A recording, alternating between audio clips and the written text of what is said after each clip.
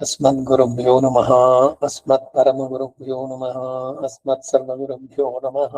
श्रीमते रामानुजाय नमः। रामानुजदया पात्रं ज्ञानवैराग्यभूषणं श्रीमद्वेङ्कटनाथार्यं वन्दे वेदान्तदेशिकं लक्ष्मीनाथसमारम्भां नाथयामनमध्यमाम् अस्मदाचार्यपर्यन्तां वन्दे गुरुपरम्पराम्। यो नित्यमच्युतपदाम्बुजयुग्मरुक्मं व्यामोहतस्तदितराणि तृणाय मेने अस्मद्गुरोर्भगवतोऽस्य दैकसिन्धोः रामानुजस्य चरणो शरणं प्रपद्ये। मातापितायमतियस्तनया विभूतिः सर्वं यदेव नियमेन मदन्मयानाम् आद्यस्य न कुलपतेर्वकुलाभिरामं श्रीमत्तदङ्घ्रियुगडं प्रणमामि मूर्ध्ना भूतं सरश्च माधवः वयभट्टनाथ श्रीभक्तिसारकुलशेखर योगिवाहान् भक्ताङ्घ्रिरेणुपरकालयतीन्द्रमिश्रान् श्रीमत्पराङ्कुशमुनिं प्रणतोऽस्मि नित्यं। श्रीमान् वेङ्कटनाथार्यः कवितार्किककेसरी वेदान्ताचार्यवर्यो मे सन्निधत्तां सदा हृदि। गुरुभ्यस्तद्गुरुभ्यश्च नमो वागमधीमहे वृणीमहे च तत्राद्यौ जम्पति जगदाम्पति स्वशेषभूतेन मया स्वीयैः सर्वपरिच्छदैः विधातुं प्रीतमात्मानं श्रीमान् रघुमते स्वयं शुक्लाम्बरधरं विष्णुं शशिवर्णं चतुर्भुजं प्रसन्नवदनं ध्यायेत् सर्वविघ्नोपशान्तये। यस्य द्विरदवक्त्राद्याः पारिषद्याः परश्चतं विघ्नं निघ्नन्ति सततं विश्वक्सेनं दमश्चये ज्ञानानन्दमयं देवं निर्मलं स्फटिकाकृतिम् आधारं सर्वविद्यानां हयग्रीवमुपास्महे। व्यासं वसिष्ठनप्तारं जगते पौत्रमकल्मषं पराशरात्मजं वन्दे शुकतातं तपोनिधिं। व्यासोऽय विष्णुरूपाय व्यासरूपाय विष्णवे नमो वै ब्रह्मनिधये वासिष्ठाय नमो नमः। जयति पराशरसूनुः सत्यवती हृदयनन्दनो व्यासः यस्यास्य कमलगलितं वाङ्मयममृतं जगत्पिबति नारायणं नमस्कृत्य नरं चैव नरोत्तमं देवीं सरस्वतीं व्यासं ततो जयमुदीरयेत्। कृष्णं कमलभद्राक्षं पुण्यश्रवणकीर्तनं वासुदेवं जगद्योनिं नौमि नारायणं हरिं कृष्णाय यादवेन्द्राय ज्ञानमुद्राय योगिने नाथाय रुक्मीशाय नमो वेदान्तवेदिने। नमोऽस्तु ते व्यासविशालबुद्धे पुल्लारविन्दायितपत्रनेत्र येन त्वया भारततैलपूर्णः प्रज्वालितो ज्ञानमयः प्रदीपः।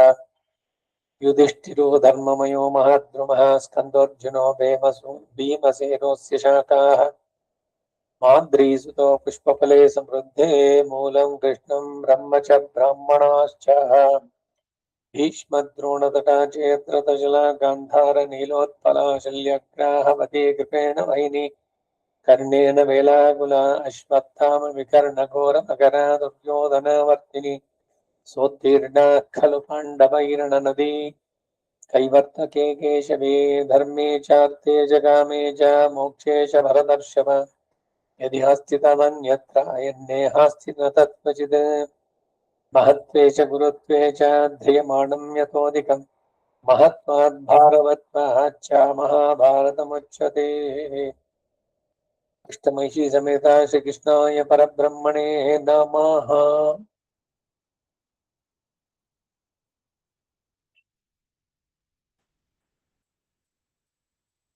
ततः श्रीमन्महाभारते शांति पर्वे आपद्धर्म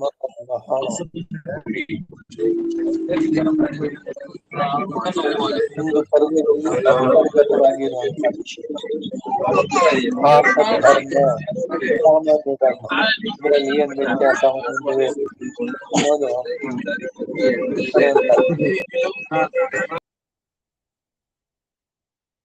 ಆಪದ್ಧರ್ಮ ಆಪದ್ಧರ್ಮ ಬೇರೆ ಸಾಮಾನ್ಯ ಧರ್ಮ ಬೇರೆ. ವಿಶೇಷ ಸಂದರ್ಭಗಳಲ್ಲಿ ಬರುವಂತದ್ದು ಆಪದ್ಧರ್ಮ. ಅದರಲ್ಲಿ ಕಳೆದ ವಾರ ಬ್ರಹ್ಮದತ್ತ ಅನ್ನೋ ರಾಜನಿಗೂ ಪೂಜನಿ ಅಂತ ಗುಬ್ಬಚ್ಚಿ ಎರಡಕ್ಕೂ ಕೂಡ ನಡೆದ ಸಂವಾದ. ಹಿಂದಿನ ಕಥೆ ನೆನೆಸ್ಕೊಳ್ಳಿ. ಏನು, ಈ ರಾಜನ ಅರಮನೆ ಇದರಲ್ಲಿ ಅಂತಃಪುರದಲ್ಲಿ ಒಂದು ಗುಬ್ಬಚ್ಚಿ ಕೂಡ ಒಂದು ಗೂಡು ಕಟ್ಕೊಂಡಿತ್ತು. ರಾಜನಿಗೆ ಒಬ್ಬ ಮಗ ಹುಟ್ಟಿದ. ಅದೇ ಸಂದರ್ಭಕ್ಕೆ ಸರಿಯಾಗಿ ಗುಬ್ಬಚ್ಚಿಗೂ ಒಂದು ಮರಿ ಆಯ್ತು. ಈ ಗುಬ್ಬಚ್ಚಿ ಸಮುದ್ರ ತೀರಕ್ಕೆ ಹೋಗಿ ಅಲ್ಲಿಂದ ಏನೋ 2 ಹಣ್ಣನ್ನು ಒಂದು ತನ್ನ ಮಗುವಿಗೆ, ಇನ್ನೊಂದು ರಾಜಕುಮಾರನಿಗೆ. ಹಾಗೆಯೇ ಅನೇಕ ವರ್ಷಗಳು ಬೆಳೆದ್ವು. ಮಗು ದೊಡ್ಡದಾಯ್ತು, ರಾಜಕುಮಾರ. ಹಾಗೆ ಇದ್ರ ಪಕ್ಷಿನೂ, ಗುಬ್ಬಚ್ಚಿಯ ಮರಿನೂ ದೊಡ್ಡದಾಗ್ತಾ ಇತ್ತು. ಆ ರಾಜಕುಮಾರನನ್ನ ನೋಡ್ಕೊಳ್ಳುವಂತ ಸೇವಕಿ ದಾದಿ ಅನೇಕ ಬಾರಿ ಗುಬ್ಬಚ್ಚಿ ಮರಿ ಜೊತೆನಲ್ಲಿ ಇವನ್ ಜೊತೆ ಆಟ ಆಡಕ್ಕೂ ಬಿಡ್ತಾ ಇದ್ಲು. ಒಂದ್ ದಿವ್ಸ ದಾದಿಯ ಕಣ್ ತಪ್ಪಿಸಿ ರಾಜ್ಕುಮಾರ ಬಂದು ಆ ಗುಬ್ಬಚ್ಚಿ ಮರಿಯ ಕತ್ತನ್ನು ತಿರ್ಚಿಬಿಟ್ಟು ಕೊಂದೇ ಬಿಟ್ಟ. ಗುಬ್ಬಚ್ಚಿ ಹಣ್ಣನ್ನು ತಗೊಂಡು ಬರ್ತಿದೆ, ನೋಡಿದ್ರೆ ಮಗು ಸತ್ತೋಗಿದೆ. ಮರಿ ನೋಡಿದ್ಲು, ಎದುರುಗಡೆ ಇವನು ನಿಂತಿದ್ದ, ಇವನೇ ಮಾಡಿರೋದು ಅಂತ ತಿಳಿಯಿತು. ನನ್ನ ಮರಿ ಹೋಯ್ತಲ್ಲ ಅಂತ ಕೋಪದಿಂದ ಹೋಗಿ ಅವನ 2 ಕಣ್ಣನ್ನ, ರಾಜಕುಮಾರನ ಕಣ್ಣನ್ನ ತನ್ನ ಕಾಲಿನ ಇದರಿಂದ ಉಗುರಿನಿಂದ ಪರ್ಚಿಬಿಟ್ಟು ಕಣ್ಣನ್ನು 2 ಹೋಗುವಂತೆ ಮಾಡ್ತು. ರಾಜ ಬಂದ, ನೋಡಿದ, ಮಗನ ಕಣ್ಣು ಹೋಗಿದೆ. ಅದಕ್ಕೆ ಕಾರಣ ತನ್ನಲ್ಲೇ ಇದ್ದಂತ ಗುಬ್ಬಚ್ಚಿ. ಕೋಪಿಸ್ಕೊಳ್ಳಿಲ್ಲ ಅವನು, ತನ್ನ ಮಗ ಮಾಡಿದ್ದು ತಪ್ಪು. ಸರಿ, ರಾಜ ನೋಡ್ತಿರುವಂತೆ ಗುಬ್ಬಚ್ಚಿ, ಎಷ್ಟು ದಿವಸ ನಿನ್ನ ಜೊತೆ ನಾನು ಮಿತ್ರನಾಗಿ ಜೊತೆನಲ್ಲಿದ್ದೆ, ಈಗ ನಮ್ಮ ಮಿತ್ರತ್ವಕ್ಕೆ ಭಂಗ ಉಂಟಾಗಿದ್ದು ನಿನ್ನ ಮಗ ಮಾಡಿದ್ರಿಂದ ನಾನು ಅದಕ್ಕಾಗಿ ಅವನನ್ನ. ಸೊ ಸಂವಾದದಲ್ಲಿ ಹೇಳ್ತಾಳೆ, ಆಯ್ತು, ನೀನು ಅವನ ಕಣ್ಣನ್ನ ಪರಿಸ್ದೆ, ಅವನು ನಿನ್ನ ಮರಿಯನ್ನ ಕೊಂದ, ಸರಿ ಬಿಟ್ಕೊಂಡ, ಇನ್ನ ನಾವು ಮಿತ್ರ ಕಂಟಿನ್ಯೂ ಮಾಡೋಣ ಅಂತ. ಗುಬ್ಬಚ್ಚಿ ಹೇಳ್ತಾ, ಇಲ್ಲ, ಯಾವಾಗ ನಮ್ಮ ಮಿತ್ರತ್ವ ಅನ್ನೋದು ಹೋಯ್ತೋ, ವೈರ ಅನ್ನೋದು ಅವಾಗ ಶುರುವಾಯ್ತು. ಇದು ನಮ್ಮಿಬ್ರಿಗೂ ಒಳ್ಳೇದಲ್ಲ. ನಾನು ಈ ಕ್ಷಣ ಬಿಟ್ಟು ಹೋಗ್ತಾ ಇದ್ದೇನೆ ನನ್ನ, ಈವರೆಗೆ ನಾನಿದ್ದೆ ಇಲ್ಲಿ ಅಷ್ಟೇ ಅಂತ. ಸೊ ಅದರಲ್ಲಿ ಈ ಬ್ರಹ್ಮದತ್ತ ರಾಜನಿಗೂ ಆ ಪೂಜನಿ ಅನ್ನೋ ಗುಬ್ಬಚ್ಚಿಗೂ ನಡೆದಂತಹ ಸಂವಾದ ಮುಂದುವರೆದಿದೆ. ಬ್ರಹ್ಮದತ್ತ ಹೇಳ್ತಾನೆ, ಎಲೆ ಪಕ್ಷಿಯೇ, ಹಾಗಲ್ಲ, ಕಾಲವೇ ಎಲ್ಲಾ ಕಾರ್ಯಗಳನ್ನು ಮಾಡಿಸೋದು. ಕಾರ್ಯಗತಿಗಳು ಹಲವು ಬಗೆಯಾಗಿದೆ, ಅವೆಲ್ಲಕ್ಕೂ ಕಾಲವೇ ಕಾರಣ. ಅವೆಲ್ಲ ಕಾಲದಿಂದಲೇ ನಡೆಯೋದು. ಆದ್ದರಿಂದ ಒಬ್ಬನು ಇನ್ನೊಬ್ಬನಿಗೆ ಅಪರಾಧವನ್ನಾಗಲಿ ಒಳ್ಳೆಯದನ್ನಾಗಲಿ ಹೇಗೆ ಮಾಡಬಲ್ಲ? ಅದೇ ಕಾಲದಿಂದ ಜನನ ಮರಣಗಳು ಒಂದೇ ವಿಧವಾಗಿ ನಡೆಯುತ್ತೆ. ಕಾಲದಿಂದಲೇ ಪ್ರಾಣಿಗಳು ಹುಟ್ಟೋದು, ಅದರಿಂದಲೇ ಬದುಕೋದು. ಅವು ಪ್ರಾಣವನ್ನು ನೀಗುವುದಕ್ಕೂ ಕಾಲವೇ ನಿಮಿತ್ತ. ಕೆಲವು ಒಂದೇ ಕಾಲದಲ್ಲಿ ಸಾಯುತ್ತವೆ, ಮತ್ತೆ ಕೆಲವು ಒಂದೊಂದಾಗಿ ತಮಗೆ ಕಾಲ ಬಂದಾಗ ಸಾಯುತ್ತವೆ, ಮತ್ತೆ ಕೆಲವು ಬಹುಕಾಲದವರೆಗೂ ಬದುಕತ್ತೆ.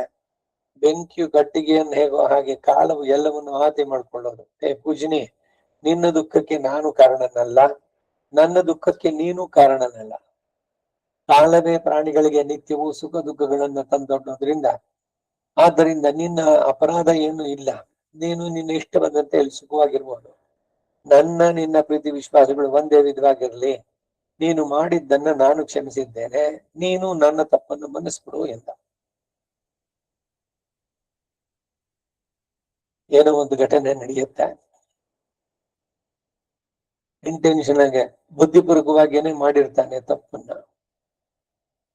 ಏನೋ ಬಂದಿದ್ದು ಟೈಮು ಹಾಗಾಗ್ಬಿಡ್ತು, ನನಗೆ ಆ ರೀತಿ ಮನಸ್ಸು ತೋರ್ತು, ಆ ತರ ಮಾಡ್ದೆ ಅಂತ ಹಾಕ್ಬಿಟ್ಟು ಎಕ್ಸ್ಕ್ಯೂಸ್ ಮಾಡ್ಕೊಂಡು ಹೋಗುತ್ತೆ. ಜಾರ್ಕೊಂಡ್ಬಿಡೋದು ಸರಿಯಾಗತ್ತೋ? ಇಲ್ಲ, ನನಗೆ ನಿಜವಾಗ್ಲೂ ನಾನು ಆ ತರದವನಲ್ಲ. ಆದ್ರೆ ಏನು ಆ ಸಂದರ್ಭದಲ್ಲಿ ಆ ಕೋಪದಿಂದ ಅದೇನೋ ಮಾಡಿದೆ. ಕೋಪವನ್ನ ನಿನ್ನ ಹಿಡಿತದಲ್ಲಿ ಇಟ್ಕೊಳ್ದೆ ಕಾಲದ ಮೇಲೆ ಹಾಕಿದ್ರೆ ಸರಿಯಾಗತ್ತೋ? ಪೂಜನೆ ಹೇಳ್ತಾ ಇದೆ, ಹೇ ರಾಜೇಂದ್ರ, ನೀನು ಹೇಳುವಂತೆ ಎಲ್ಲಕ್ಕೂ ಕಾಲವೇ ಕಾರಣವಾಗಿದ್ದ ಪಕ್ಷದಲ್ಲಿ ಒಬ್ಬನನ್ನು ಇನ್ನೊಬ್ಬನು ವಿರೋಧಿಸೋದಕ್ಕೆ ಅದಕ್ಕೂ ಕಾಲನೇ ಕಾರಣವಾ? ಅಥವಾ ಪ್ರೀತಿಸೋದು ಯಾಕೆ? ತಮ್ಮ ಇಷ್ಟ ಮಿತ್ರ ಬಂಧುಗಳಲ್ಲಿ ಒಬ್ಬನನ್ನ ಬೇರೊಬ್ಬನು ಕೊಂದರೆ, ಕೊಂದವನ ಮೇಲೆ ಸತ್ತವನ ಬಂಧುಗಳೆಲ್ಲ ಹಾಗೆ ತೀರಿಸಿಕೊಳ್ಳುವ ಪ್ರಯತ್ನವನ್ನು ಏಕೆ ಮಾಡಬೇಕು? ಎಲ್ಲ ದಿನನಿತ್ಯದಲ್ಲಿ ನೋಡ್ತೀವಿ ಪೇಪರ್. ಯಾವುದೋ ಒಂದು ಏರಿಯಾದಲ್ಲಿ ಒಬ್ಬ ಗೂಂಡ ಇದ್ದ, ಅವರಿಗೆ ಇನ್ನೊಂದಷ್ಟು ವಿರೋಧಿಗಳು ಇನ್ನೊಂದು ಇದ್ ಮಾಡ್ಕೊಂಡಿದ್ರು. ಅವರಿಬ್ಬರ ಹೊಡೆದಾಟದಲ್ಲಿ ಈ ಗ್ರೂಪಿನ ಇವನು ನಾಯಕ ಅವನು ಅವರಿಂದ ಕೊಲ್ಲಲ್ಪಟ್ಟ. ಪೊಲೀಸ್ನವ್ರು ಬಂದ್ರು, ಅವನ ಹಿಡ್ಕೊಂಡ್ರು, ವಿರೋಧಿ ಗ್ರೂಪದವನನ್ನ ಕೋರ್ಟ್ ನಲ್ಲಿ ಎಲ್ಲ ಹಾಜರುಪಡಿಸಿದ್ರು, ಅವನಿಗೆ ಶಿಕ್ಷೆ ವಿಧಿಸಿದ್ರು. ಇವನು ಶಿಕ್ಷೆಯನ್ನು ಅನುಭವಿಸಿ ವಾಪಸ್ಸು ಜೈಲಿನಿಂದ ಬಂದ. ಅದನ್ನು ಕಾಯ್ತಾ ಇದ್ದಂತ ಈ ಮೊದಲಿನ ಗ್ರೂಪ್ ಇದ್ದಲ್ಲ, ಅವರು ಅವನ ಮೇಲೆ ಬಿದ್ದು ಅವನನ್ನು ಕೊಂದ್ರು. ಇದು ಕೊನೆಯಲ್ಲಿ ದ್ವೇಷ, ಪ್ರತೀಕಾರ, ಒಂದಕ್ಕೊಂದು ಪ್ರತಿಯಾಗಿ ಕೊಂದವನ ಮೇಲೆ ಸತ್ತವನ ಬಂಧುಗಳೆಲ್ಲ ಹಾಗೆ ತೀರಿಸಿಕೊಳ್ಳೋ ಪ್ರಯತ್ನ ಯಾಕೆ ಮಾಡಬೇಕು? ಎಲ್ಲವೂ ಕಾಲವೇ ಕಾರಣ. ಆದ್ರೆ ಹಿಂದೆ ದೈತ್ಯ ದಾನವರಾದರೂ ಒಬ್ಬರನ್ನೊಬ್ಬರು ದ್ವೇಷಿಸಿ ಹೊಡೆದಾಡಿದ್ದು ಯಾಕೆ? ಕಾಲದಿಂದಲೇ ಪ್ರಾಣಿಗಳಿಗೆ ಸುಖ ದುಃಖಗಳು, ಜನನ ಮಂಡಗಳು ಉಂಟಾಗುವುದಾದ್ರೆ ವೈದ್ಯರು ರೋಗಿಗಳಿಗೆ ಔಷಧವನ್ನು ಯಾಕೆ ಕೊಡ್ಬೇಕು? ಎಲ್ಲ ಕಾಲದಂತೆ. ಈಗ ಅವನು ಅನುಭವಿಸೋದು ಕಾಲದ ಕಾರಣದಿಂದ ಬಂದಿದೆ ರೋಗ, ಕಾಲವೇನೆ ಗುಣ ಮಾಡತ್ತೆ. ಸರಿನೋ? ಕಾಲವೇ ಎಲ್ಲವನ್ನು ನಡೆಸಿಕೊಂಡು ಹೋಗುವ ಪಕ್ಷದಲ್ಲಿ ಲೋಕದಲ್ಲಿ ಔಷಧಗಳು ಯಾಕೆ? ಒಬ್ಬರಿಗಾಗಿ ಮತ್ತೊಬ್ಬನು ಶೋಕಿಸಿ ಮೈ ಮರೆತು ಗೋಳಿಡುವ ಕಾರಣ ಆದ್ರೆ ಏನು? ಏನೋ ಕಾಲ ಆಯ್ತು, ಒಂದು ಹೋಯ್ತು, ಹೋದ. ನೀನು ಹೇಳಿದಂತೆ ಕಾಲವೇ ಎಲ್ಲಕ್ಕೂ ಕಾರಣ ಎನಿಸಿದ್ರೆ ಜನರು ಧರ್ಮ ಕಾರ್ಯಗಳನ್ನು ತಾನೇ ಯಾಕೆ ಮಾಡಬೇಕು? ನೋಡಿ, ಸಾಮಾನ್ಯವಾಗಿ ಲೋಕದಲ್ಲಿ ಬರುವಂತ ಈ ಕುತರ್ಕಗಳು, ವಿತಂಡವಾದಗಳನ್ನ ನಡೆಸುವುದಿಲ್ಲ. ಈಗ ಪ್ರಾರಬ್ಧ ಕರ್ಮ, ಅವನ ಕರ್ಮ, ಅದರಿಂದ ಅವನ್ ಹಂಗೆ ಇದಾಗಿ ಹೋಗ್ತಾ ಇದೆ. ಅದನ್ನ ಯಾರು ತಡೆಯೋಕ್ ಸಾಧ್ಯನಾ? ಪ್ರಾರಬ್ಧ ಕರ್ಮ ಇವ ಪ್ರಧಾನವಾದ್ರೆ ಭಗವಂತ ಯಾಕಬೇಕು? ಒಳ್ಳೆಯ ನಡೆ ನುಡಿ ಅನ್ನೋದು ಯಾಕಬೇಕು? ಒಳ್ಳೆಯದನ್ನೇ ಮಾಡ್ಬೇಕು ಅಂತ ಯಾಕೆ? ಈಗ ಇವನು ಏನು ಅನುಭವಿಸ್ತಾ ಇದ್ದಾನೋ, ಸುಖನೋ ದುಃಖನೋ ಐಶ್ವರ್ಯವೋ ದಾರಿದ್ರ್ಯವೋ, ಎಲ್ಲ ಹಿಂದಿನ ಕರ್ಮದಂತೆ ನಡೆಯೋದು ಅಂತ ಆದ್ರೆ ದೇವ್ರು ಯಾಕೆ ಬೇಕು? ಅವನು ಯಾಕೆ ಪೂಜೆ ಮಾಡ್ಬೇಕು? ಯಾಕೆ ಒಳ್ಳೇದನ್ನೇ ಮಾಡ್ಬೇಕು? ಅವನು ಒಳ್ಳೇದೇ ಮಾಡಿ ಕೆಟ್ಟದ್ ಮಾಡ್ಲಿ, ಅವನಿಗೆ ಬರುವಂತದ್ದು ಬಂದೇ ಸಿಗುತ್ತೆ. ದೇವ್ರು ಯಾಕೆ ಬೇಕು? ಈ ರೀತಿಯ ಚರ್ಚೆಗಳು ಒಂದು ಟು ಸಮ್ ಎಕ್ಸ್ಟೆಂಟ್ ಅದು ಸರಿ, ಪ್ರಾರಬ್ಧ ಕರ್ಮದ ಕಾರಣದಿಂದ ಅದಾಯ್ತು ಅಂತ. ಆದ್ರೆ ಇವನಿಗೆ ಮನುಷ್ಯ ಜನ್ಮದಲ್ಲಿ ಇರೋವನಿಗೆ ವಿವೇಕ ಬೇಡವೆ? ಕೊಟ್ಟಿಲ್ವಾ ಭಗವಂತ ವಿವೇಕವನ್ನ? ಇದನ್ನೇನೆ ಹಿಂದೆನೂ ಯಾವಾಗ್ಲೂ ಹೇಳಿದ್ದೆ ನಾನು. ಈಗ ಯಾರೋ ಒಬ್ಬ ಕೂಡ ಅವನು ನಡೆದು ಬರ್ತಾ ಇದ್ದಾನೆ, ನೀವು ಅಲ್ಲಿ ಎದುರುಗಡೆ ಇದ್ರಿ, ಅವನು ಏನು ಕೋಲನಿಂಗ್ ಹಿಂಗ್ ಅನ್ಕೊಂಡು ಇನ್ನೇನ್ ಚರಂಡಿಗೆ ಬೀಳ್ತಾನೆ. ಈ ನೋಡ್ತಾ ಇದ್ದವನು ಇನ್ನೊಬ್ರು ಹೇಳಿದ, ನೋಡ ಅವನ ಕರ್ಮ ಎಷ್ಟು ತೀವ್ರವಾಗಿದೆ, ಮೊದಲೇ ಏನೋ ಕೆಟ್ಟ ಕೆಲಸ ಮಾಡಿದ್ದಾನೆ, ಅದಕ್ಕಾಗಿ ಕಣ್ಣಿಲ್ಲ, ಈಗ ಚರಂಡಿಗೆ ಬೀಳ್ತಾ ಇದ್ದಾನೆ, ಕೈ ಕಾಲು ತಲೆ ಎಲ್ಲ ಓಡಿಸ್ಕೊಳ್ತಾನೆ, ಇವಾಗ ನೋಡು ನೋಡು ಅಂತ ಹೇಳಿ ಅವನ ಕರ್ಮ ಅದು ಅಂತ ಬಿಟ್ರೆ ಇವನನ್ನ ಮನುಷ್ಯ ಅಂತ ಕರೀತಾರ? ಮನುಷ್ಯ ಬುದ್ಧಿ ಇವನಿಗಿದ್ದವನಿಗೆ ಯಾರೋ ಬೀಳ್ತಾ ಇದ್ದಾನೆ ಅಂದ್ರೆ ಹೋಗಿ ಅವನನ್ನ ತಡೆದು ಅವನನ್ನ ಕರ್ಕೊಂಡ್ ಬರ್ಬೇಕು ಅನ್ನೋದಲ್ವೇ ಮನುಷ್ಯತ್ವ? ಅದನ್ನ ಕರ್ಮದ ಮೇಲೆ ಹಾಕೋದಕ್ ಸಾಧ್ಯವೇ? ಅದೇ ರೀತಿಯ ಚರ್ಚೆ ಇಲ್ಲಿ ಗುಬ್ಬಚ್ಚಿ ಇದನ್ನೆಲ್ಲ ಹೇಳ್ತಾ ಇದೆ. ಎಲ್ಲವೂ ಕಾರಣವೇ ಅನ್ಸಿದ್ರೆ ಜನರು ಧರ್ಮ ಕಾರ್ಯಗಳನ್ನ ಯಾಕೆ ಮಾಡ್ಬೇಕು? ಧರ್ಮವನ್ನು ಮಾಡಿದವನಿಗೆ ಮಾತ್ರವೇ ಪುಣ್ಯ ಉಂಟು ಅನ್ನೋದು ಹೇಗೆ? ಹೇ ರಾಜೇಂದ್ರ, ಅದು ಹಾಗಲ್ಲ. ನಿನ್ನ ಮಗನು ಪ್ರತ್ಯಕ್ಷವಾಗಿ ನನ್ನ ಮಗನನ್ನು ಕೊಂದು ಬಿಟ್ಟ, ಅದಕ್ಕೆ ಪ್ರತಿಯಾಗಿ ನಾನು ನಿನ್ನ ಮಗನ ಕಣ್ಣುಗಳನ್ನ ಕುಕ್ಕಿಬಿಟ್ಟೆ. ಇನ್ನು ಮೇಲೆ ನಾನು ನಿನ್ನ ಹಿಂಸೆಗೆ ಪಾತ್ರರಾಗಲೇಬೇಕು. ನಾನು ಪುತ್ರ ಶೋಕವನ್ನು ತಡೆಯಲಾರದೆ ನಿನ್ನ ಮಗನಲ್ಲಿ ಪಾಪ ಕಾರ್ಯವನ್ನು ನಡೆಸ್ಬಿಟ್ಟೆ ಅಲ್ವೇ? ಅದರಂತೆ ಈಗ ನಿನಗೂ ನನ್ನನ್ನು ಹಿಂಸಬೇಕಾದಂತ ಅವಶ್ಯಕತೆ ಒದಗಿದೆ. ಅದು ಇರ್ಲಿ, ನನ್ನಂತಹ ಪಕ್ಷಿಗಳಿಂದ ನಿಮ್ಮಂತಹ ಮನುಷ್ಯರಿಗೆ ಆಗ್ಬೇಕಾದದ್ದೇನು? ಮನುಷ್ಯರು ಪಕ್ಷಿಗಳನ್ನು ಹಿಡಿಯಲು ಆಸೆ ಪಡೋದು ಯಾಕೆ? ಅವುಗಳನ್ನು ಕೊಂದು ಅವುಗಳ ಮಾಂಸವನ್ನು ತಿನ್ನೋದಕ್ಕೆ, ಇಲ್ಲವೇ ಅವುಗಳನ್ನು ಪಂಜರದಲ್ಲಿ ಬಂಧಿಸಿಡೋದಕ್ಕೆ. ಪಂಜರದಲ್ಲಿ ಗಿಣಿಯನ್ನ ತಂದು ಅದನ್ನ ಅಲ್ಲಿ ಇಟ್ಟು ಅದಕ್ಕೆ ಬಾಳೆಹಣ್ಣು, ಕ್ಯಾರೆಟ್, ಏನೇನು ತುಂಬಾ ಒಳ್ಳೇದೇನೆ, ಏನು ರಾಜಭೋಗ ಅದಕ್ಕೆ, ಅದು ಬಯಸಿತ್ತ ಅದನ್ನ? ಇಲ್ಲ, ಎಲ್ಲ ಚೆನ್ನಾಗಿ ಇಲ್ಲಿ ಸಿಗ್ತಾ ಇದೆ, ನಾನು ಹೊರಗಡೆ ಹಾರೋದೇ ಬೇಕಿಲ್ಲ ಅಂತ ಏನ್ ಸಂತೋಷವಾಗಿದೆಯಾ ಅದು? ಯಾವುದೋ ಪ್ರಾಣಿಯನ್ನು ತಂದು ನಮ್ಮ ಮನರಂಜನೆಗಾಗಿ ಅದನ್ನ ಬಂಧನದಲ್ಲಿಡೋದು ಎಷ್ಟು ಮಟ್ಟಿಗೆ ಸರಿ ಇದು? ಸಾಕು ಪ್ರಾಣಿಗಳನ್ನ, ನಾಯಿ, ಬೆಕ್ಕು, ಇನ್ನು ಏನೇನೋ ವಿಚಿತ್ರ ಎಲ್ಲ, ಹೋತಿಗೆದ, ಹಾವು, ಯಾವ್ದನ್ನ ತಂದಿಟ್ಕೊಳ್ಳೋದು, ಹುಲಿ, ಈ ಸೌದಿ ಅರೇಬಿಯಾ ಈ ಕಡೆನಲ್ಲಿ ಅದನ್ನ ತಂದು, ಸಹಜವಾಗಿ ಅದು ಕ್ರೂರ ಪ್ರಾಣಿ. ಹಸುವಾದಾಗ ಯಾರು ಯಜಮಾನ ಇದ್ದಾನೋ ಅವನ್ನೇನು ತಿನ್ನೋದು ಆಗತ್ತೆ. ವೈಲ್ಡ್ ಎನಿಮಲ್ಸ್ ಅಂತ ಕರೆಯೋದು ಯಾಕಿದು? ಅವುಗಳ ಅದ್ರ ಪಾಡಿಗೆ ಅವುಗಳ ಪ್ರದೇಶ ಎಲ್ಲಿದೆಯೋ ಕಾಡಿನಲ್ಲಿ ಇರ್ಬೇಕು. ಅದನ್ನೆಲ್ಲ ತಂದು ಇವ್ನ ಯಾಕೆ ಇಲ್ಲಿ ಇಟ್ಕೋಬೇಕು? ಮನೆಯಲ್ಲಿ ನಾಯಿನ ಸಾಕಿ ಅದನ್ನ ಕಾರ್ನಲ್ಲಿ ಕರ್ಕೊಂಡು ಹೋಗಿ ಬೆಳಗ್ಗೆ ಆದ ತಕ್ಷಣ ಅದನ್ನ ಹೊರಗಡೆ ಕರ್ಕೊಂಡು ಹೋಗೋದು, ಅದು ಎಲ್ಲೆಲ್ಲಿ ಗಲೀಜ್ ಮಾಡತ್ತೋ ಅದನ್ನ ಇವನೇ ಹೋಗಿ ಪ್ಲಾಸ್ಟಿಕ್ ಕವರ್ ತಗೊಂಡು ಅದನ್ನ ತುಂಬಿಸ್ಕೊಂಡು ತಗೊಂಡು ಹೋಗಿ ಅದನ್ನ ಹಾಕಿ ತನ್ನ ಮಕ್ಕಳಿಗೆ ಆ ತರದ್ದೆಲ್ಲ ಕೆಲಸ ಮಾಡಿರೋದ. ಮಲಮೂತ್ರ ವಿಸರ್ಜನೆ ಮಾಡಿದಾಗ ತೊಳೆದು ಮಾಡಿ ಅದಕ್ಕೆ ಸ್ನಾನ ಮಾಡಿಸಿ, ಏನ್ ಕರ್ಮ ಇದು? ಅಯ್ಯೋ, ಅವ್ರ ಪ್ರೀತಿಯಿಂದ ಮಾಡ್ತಾರೆ. ಪ್ರೀತಿ ತೋರ್ಸೋದು ಯಾರಲ್ಲಿ ತೋರ್ಸ್ಬೇಕು? ಹಸುವನ್ನ ಪ್ರೀತಿಯಿಂದ ಸೇವೆ ಮಾಡಬಹುದು, ಗೋ ಸೇವಾ, ಅದಕ್ಕೆ ವಿಶೇಷವಾದ ಫಲಗಳು ಎಲ್ಲ ಇರೋದು.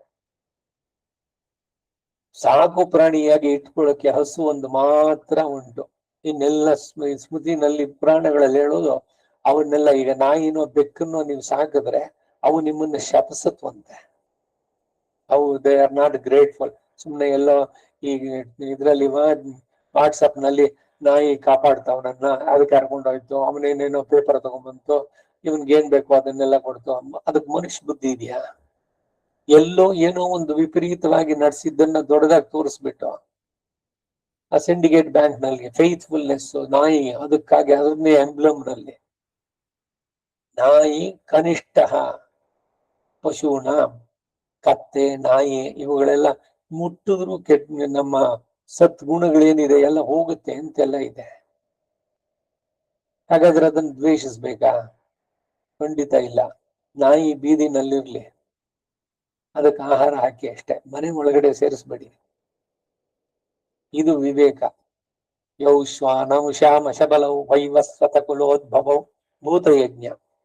ಪಕ್ಷಿಗಳಿಗೆ ಒಂದ್ ಸ್ವಲ್ಪ ಆಹಾರ ಮೇಲೆ ಹಾಕ್ಬೋದು, ನಾಯಿಗಳಿಗೆ ಒಂದ್ ಸ್ವಲ್ಪ ಹಾಕ್ಬೋದು. ಇದು ಅವುಗಳನ್ನ ತಂದು ಸಾಕ್ಬೇಕು ಅಂತ ಹೇಳಿಲ್ಲ. ಹಾಗೇನೆ ಮೀನನ್ನ ಇಟ್ಕೊಳ್ಳೋದು, ಇಲ್ಲ ಅಕ್ವೇರಿಯಮ್ಮು, ಇಲ್ಲ ಇನ್ಯಾವುದೋ ಪಕ್ಷಿಗಳು, ಅದು ಇದೋ ಇನ್ಯಾವ್ಯಾವುದನ್ನು ಸಾಕು ಪ್ರಾಣಿಗಳಾಗಿ. ಯಾಕಿದು? ಏನೋ ಇವ್ರಿಗೆ ಮನರಂಜನೆ. ಮನುಷ್ಯ ಎಷ್ಟು ನೀಚನಾಗ್ತಾನೆ ಅಂದ್ರೆ, ಈ ಪಾರ್ಕ್ಗಳಲ್ಲಿ ಆ ಗಿಡಗಳನ್ನೆಲ್ಲ ನೀರ್ ಹಾಕಿ ಚೆನ್ನಾಗಿ ಬೆಳೆಸಿ ಆಮೇಲೆ ಅದನ್ನ ಚೂರು ಬರೋಕ್ಕಿಲ್ಲ, ಕತ್ತರಿಸ್ಬಿಡೋದು ಅದನ್ನ. ಅದು ಬದುಕೋ ಹಾಗೂ ಇಲ್ಲ, ಸಾಯೋ ಹಾಗೂ ಇಲ್ಲ. ಯಾಕೆಂದ್ರೆ ಇವನ್ ಕಣ್ಣಿಗೆ ನೋಡಕ್ ಚೆನ್ನಾಗಿ ಕಾಣಿಸ್ಬೇಕು. ಪ್ರಾಣಿಗಳ ಬಗ್ಗೆ ಅನುಕಂಪೆ, ಗಿಡಗಳ ಬಗ್ಗೆನೂ ಅದ್ರಲ್ಲೂ ಪ್ರಾಣಿಗಳು ಇದೆ, ಆತ್ಮ ಇದೆ ಅನ್ನೋದನ್ನ ತೋರಿಸ್ಕೊಟ್ಟ ಅವ್ನು ಜಗದೀಶ್ ಚಂದ್ರ ಬೋಸ್. ಅವುಗಳು ಉಸಿರಾಡತ್ವೆ, ಅವುಗಳಿಂದ ನಮಗಿದೆ, ಸಸ್ಯಗಳಿಂದ, ಹೀಗೆ ಪಂಜರದಲ್ಲಿ ಇಡೋದು ಯಾಕೆ ಪಕ್ಷಿಗಳನ್ನ? ಈ ವಿಧವಾಗಿ ವಧ ಬಂಧನಗಳು ಎಂಬ ಈ ಎರಡು ಹೊರತು ಮೂರನೇ ಕಾರಣ ಏನೂ ಇಲ್ಲ. ಏನೋ ಇವ್ರ ಕೈಯಾಲಿ ಬರೋ ಪಾರ್ಕ್ಗೆ ಬರೋ ಜನಗಳು ನೋಡಕ್ ಚೆನ್ನಾಗಿ ಕಾಣಿಸ್ಬೇಕು, ಅದನ್ನ ಕತ್ತರಿಸಿ ಬೆಳೆಯೋದು, ಅದು ಸಾಯೋದು ಬೇಡ, ಅದು ಬದುಕುದು ಬೇಡ ಅಂತ ಸ್ಥಿತಿ. ಚಿಗುರಿದ್ರೆ ಮತ್ತೆ ಕತ್ತರಿಸಿ ಹುಲ್ಲು ಮೇನು ಅದು, ಆಮೇಲೆ ಎಲ್ಲದನ್ನ ಅದನ್ನ ಕಿತ್ತಿ ಕಟ್ ಮಾಡಿ ಎಲ್ಲ ಮತ್ತೆ ಹಾಕಿ ನೋಡೋದಕ್ಕೆ ಚೆನ್ನಾಗಿ ಕಾಣಿಸ್ಬೇಕು. ಇದು ಒಂದು ರೀತಿಯ ದೌರ್ಜನ್ಯ ಅಲ್ವೇ ಪ್ರಕೃತಿಯ ಮೇಲೆ ಮನುಷ್ಯನಿಂದ?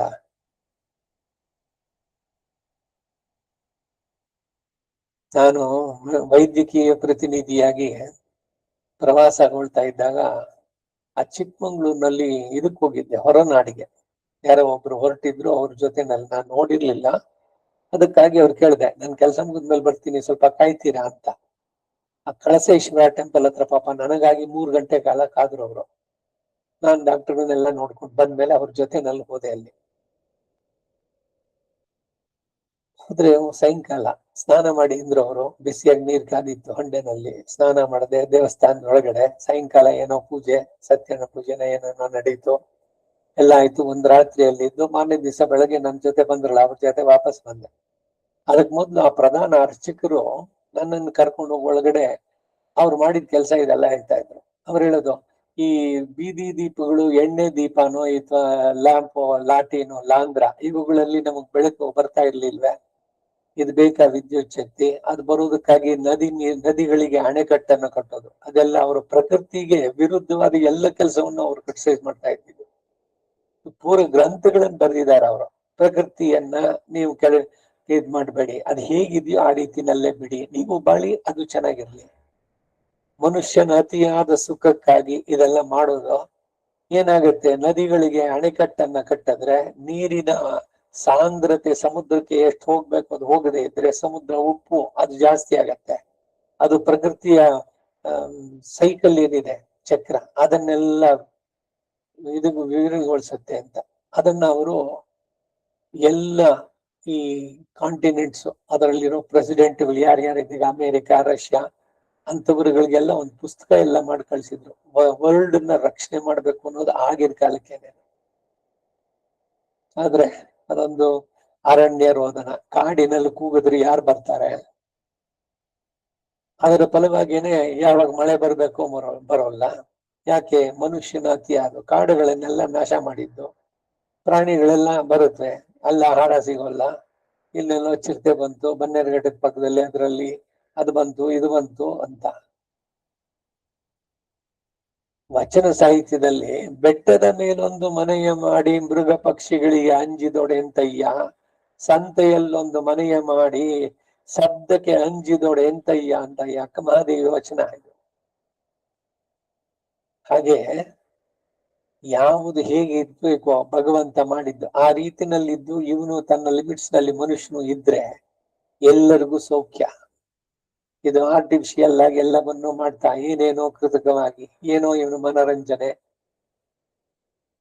ಹೀಗೆ ಮಾಡೋದು. ಸಾಕು ಪ್ರಾಣಿಗಳು ಅವುಗಳನ್ನ ತರೋದು, ಇರುವಂತ ಹುಟ್ಟಿದ ಅಣ್ಣ ತಮ್ಮಂದ್ರು ಅಥವಾ ಬಂಧುಗಳಿಗೆ ಒಡ ಹುಟ್ಟಿದವ್ರ ಜೊತೆ ಇಲ್ಲ ಬಾಂಧವ್ಯ, ಈ ಮೇಲೆ ಇವರು ಪ್ರೀತಿ ತೋರಿಸೋದು ವಿಚಿತ್ರಗಳು ಎಲ್ಲ. ಹೀಗೆ ಮನುಷ್ಯರ ಕೈಯಲ್ಲಿ ಕೊಲೆಯನ್ನು ಬಂಧನವನ್ನು ತಪ್ಪಿಸಿಕೊಳ್ಳುವುದಕ್ಕಾಗಿಯೇ ಹಕ್ಕಿಗಳು ಅವರನ್ನು ಕಂಡಾಗ ತಟ್ಟನೆ ಹಾರಿ ತಪ್ಪಿಸ್ಕೊಂಡು ಹೋಗುತ್ತೆ. ಮನುಷ್ಯರನ್ನು ಕಂಡ್ರೆ ಹಾವಾಗ ಭಯ ಇದೆಯೋ? ಖಂಡಿತ ಇದೆ. ಮನುಷ್ಯನಿಗೆ ಹೆಂಗ್ ಹಾವು ಕಂಡ್ರೆ ಭಯನೋ ಹಾಗೆ ಹಾವು ಅದ್ರ ಪಾಡಗದ ಆ ಕಡೆ ಹೋಗೋದಕ್ ಬಿಡುತ್ತೀರಾ? ಖಂಡಿತ ತಕ್ಷಣ ಅದ್ ನೋಡುದು. ಕಲ್ಲ ನಾಗರ ಇದು ನಿಜದನ್ನ ಹಾವನ್ನ ನೋಡಿದ್ರೆ ಕೊಲ್ಲೆನ್ನವರಯ್ಯ, ಕಲ್ಲನಾಗರ ಕಂಡು ಹಾಲ ನೆರೆಯುತ್ತಾರೆ, ಅದು ಸರ್ಪದೋಷ ಹೋಗುತ್ತೆ ಅಂತ. ನಿಜವಾದ ಹಾಲು ಬಂದಾಗ ಕೊಡ್ಬೋದಲ್ಲ ಹಾಲನ್ನ, ಅದ್ ಖಂಡಿತ ಅಯ್ಯೋ ಚಚ್ಬಿಡೋದು, ಮೊದ್ಲು ಸಾಯಿಸ್ಬಿಡೋ. ದುಷ್ಟ ಜಂತು ಅದನ್ನೇನ್ ಮನೆಯಲ್ಲಿ ಇಟ್ಕೊಳ್ಳಿ, ತೊಡೆ ಮೇಲೆ ಅಥವಾ ತಲೆ ಮೇಲೆ ಹಾಕೊಳ್ಳಿ ಅಂತ ಹೇಳ್ತಾ ಇಲ್ಲ. ಯಾವ್ದು ಎಲ್ಲೆಲ್ಲಿ ಇರ್ಬೇಕೋ ಅಲ್ಲಲ್ಲಿ. ವೇದಾಂತಿಗಳು ಜನನ ಮರಣಗಳೆರಡು ದುಃಖ ಹೇತುಗಳು ಎಂದು ಹೇಳ್ತಾರೆ. ಜನನ ಮರಣ ಎರಡು ದುಃಖಕ್ಕೆ ಕಾರಣ. ಜನನವೂ ಅಷ್ಟೇ, ಮರಣವೂ ಅಷ್ಟೇ. ಎಲ್ಲರಿಗೂ ಪ್ರಾಣವು ಪ್ರಿಯತಮವಾದದ್ದೇ. ಎಲ್ಲರಿಗೂ ತಮ್ಮ ಮಕ್ಕಳಲ್ಲಿ ಮೋಹ ಇದ್ದೇ ಇದೆ. ಯಾರಿಗೆ ಅವರ ಮಗನನ್ನ ಅಥವಾ ಮಕ್ಕಳನ್ನ ದ್ವೇಷಿಸುವಂತವ್ರು ಇದ್ದಾರೋ ಈಗೆಲ್ಲ ಎಲ್ಲ ವಿಚಿತ್ರವೂ ನಡೆಯುತ್ತೆ. ದುಃಖವೆಂಬುದು ಯಾರಿಗೂ ಪ್ರಿಯ ಅಲ್ಲ, ಎಲ್ಲರೂ ಸುಖವನ್ನೇ ಬಯಸ್ತಾರೆ. ಹೇ ಮಹಾರಾಜ, ದುಃಖಕ್ಕೆ ಕಾರಣಗಳು ಎಷ್ಟೋ ಇದೆ. ಮುಪ್ಪು ಬರೋದು ಅಂದ್ರೆ ದುಃಖ, ಅದಕ್ಕೆ ಯಾರಿಗೂ ಮುಪ್ಪು ಬೇಡ. ಈಗ ರೀಸೆಂಟ್ ಆಗಿ 3-4 ದಿವಸದಿಂದ ಯಾವಾಗ್ಲೂ ಹೇಳಿದೆ ನಾನು, ಈಗ ಮೊಮ್ಮಗ ಬಂದು ತಾತ ಅಂತ ಕರಿಬೇಡ. ಆ ಪದ ಹೇಳ್ಬಿಟ್ರೆ ಇನ್ನೇನ್ ನಾಳೆ ದಿವಸ ಸತ್ತೋಗ್ತಾನೆ ಅನ್ನೋ ಭಯ ಇವನಿಗೆ. ನನ್ನ ತಾತ ಅಂದ್ಬಿಟ್ರು ಆಗೋಯ್ತು ನಂದೆಲ್ಲ. ಅಜ್ಜಿ ಅಂತ ಕರಿಬಾರ್ದು. ಅದಕ್ಕೇನ್ ಮಾಡ್ಬೇಕು? ಅಪ್ಪಪ್ಪ, ಅಪ್ಪನಪ್ಪ ಆದ್ರೆ, ಅಮ್ಮನಪ್ಪ ಆದ್ರೆ ಅಮ್ಮಪ್ಪ ಅಂತ ಕರಿಬೇಕು. ಎಷ್ಟು ತಮಾಷೆಯಾಗಿದೆ. ಆ ರೀತಿಯಿಂದ ಸಂಬೋಧನೆ ಮಾಡುತ್ತಾರೆ. ತಾತ ಅಂತ ಮಾತ್ರ ಕರಿಬೇಡ. ನೀನು ಎಳೆ ಮಗುನ ವಯಸ್ಸಾದ್ಮೇಲೆ ತಾತ ಶರೀರಕ್ಕಾಗತ್ತೆ, ಯಾಕೆ ಅಕ್ಸೆಪ್ಟ್ ಮಾಡ್ಕೊಳ್ಳಲ್ಲ ಅಂತ. ವಿಚಿತ್ರ ಜನಗಳ ರೀತಿ ನೀತಿ. ನಗೆಯು ಬರುತ್ತಿದೆ ಎನಗೆ ನಗೆಯು ಬರುತ್ತಿದೆ, ದಾಸರಾಡಿದ್ರಲ್ಲ, ಲೋಕದ ರೀತಿ ನೀತಿಯ ಕಂಡು ನಗೆಯು ಬರುತ್ತಿದೆ.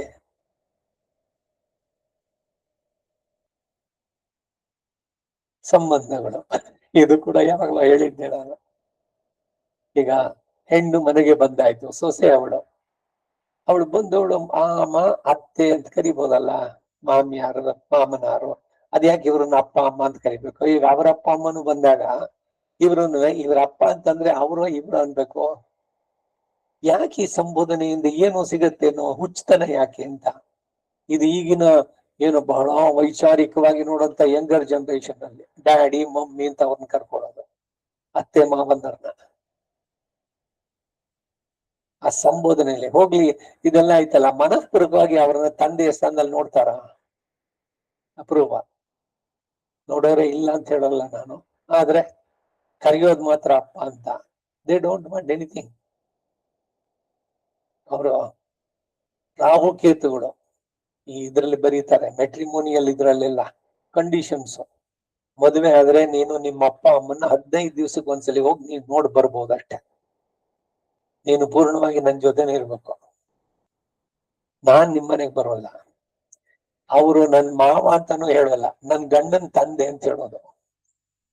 ಸೊ ಅದಕ್ಕಾಗಿ ಇವ್ರೇನ್ ಮಾಡ್ಬೇಕು? ಅವ್ರೇನ್ ನಿಮ್ ಸೊಸೆನ? ಅಲ್ಲಲ್ಲ, ನನ್ನ 2ನೇ ಮಗನ ಹೆಂಡತಿ, 3ನೇ ಮಗನ ಹೆಂಡತಿ, ಇಲ್ಲ ದೊಡ್ಡ ಮಗನ ಹೆಂಡತಿ. ಸಂಬಂಧಗಳು ಹಳಸುತ್ತೆ, ನಾರುತ್ತೆ.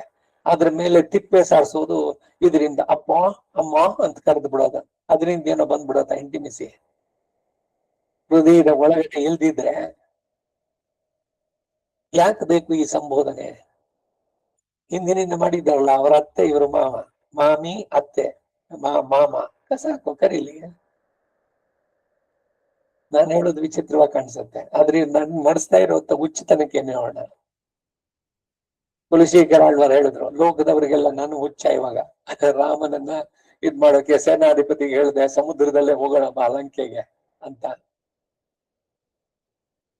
ಲೋಕದ ರೀತಿಯನ್ನ ನೋಡಿದ್ರೆ ಏನು ಹುಚ್ಚಿದು ಅಂತಾರೆ ಒಬ್ಬರಿಗೊಬ್ಬರು ಅನ್ನುವ ತರದಲ್ಲಿ.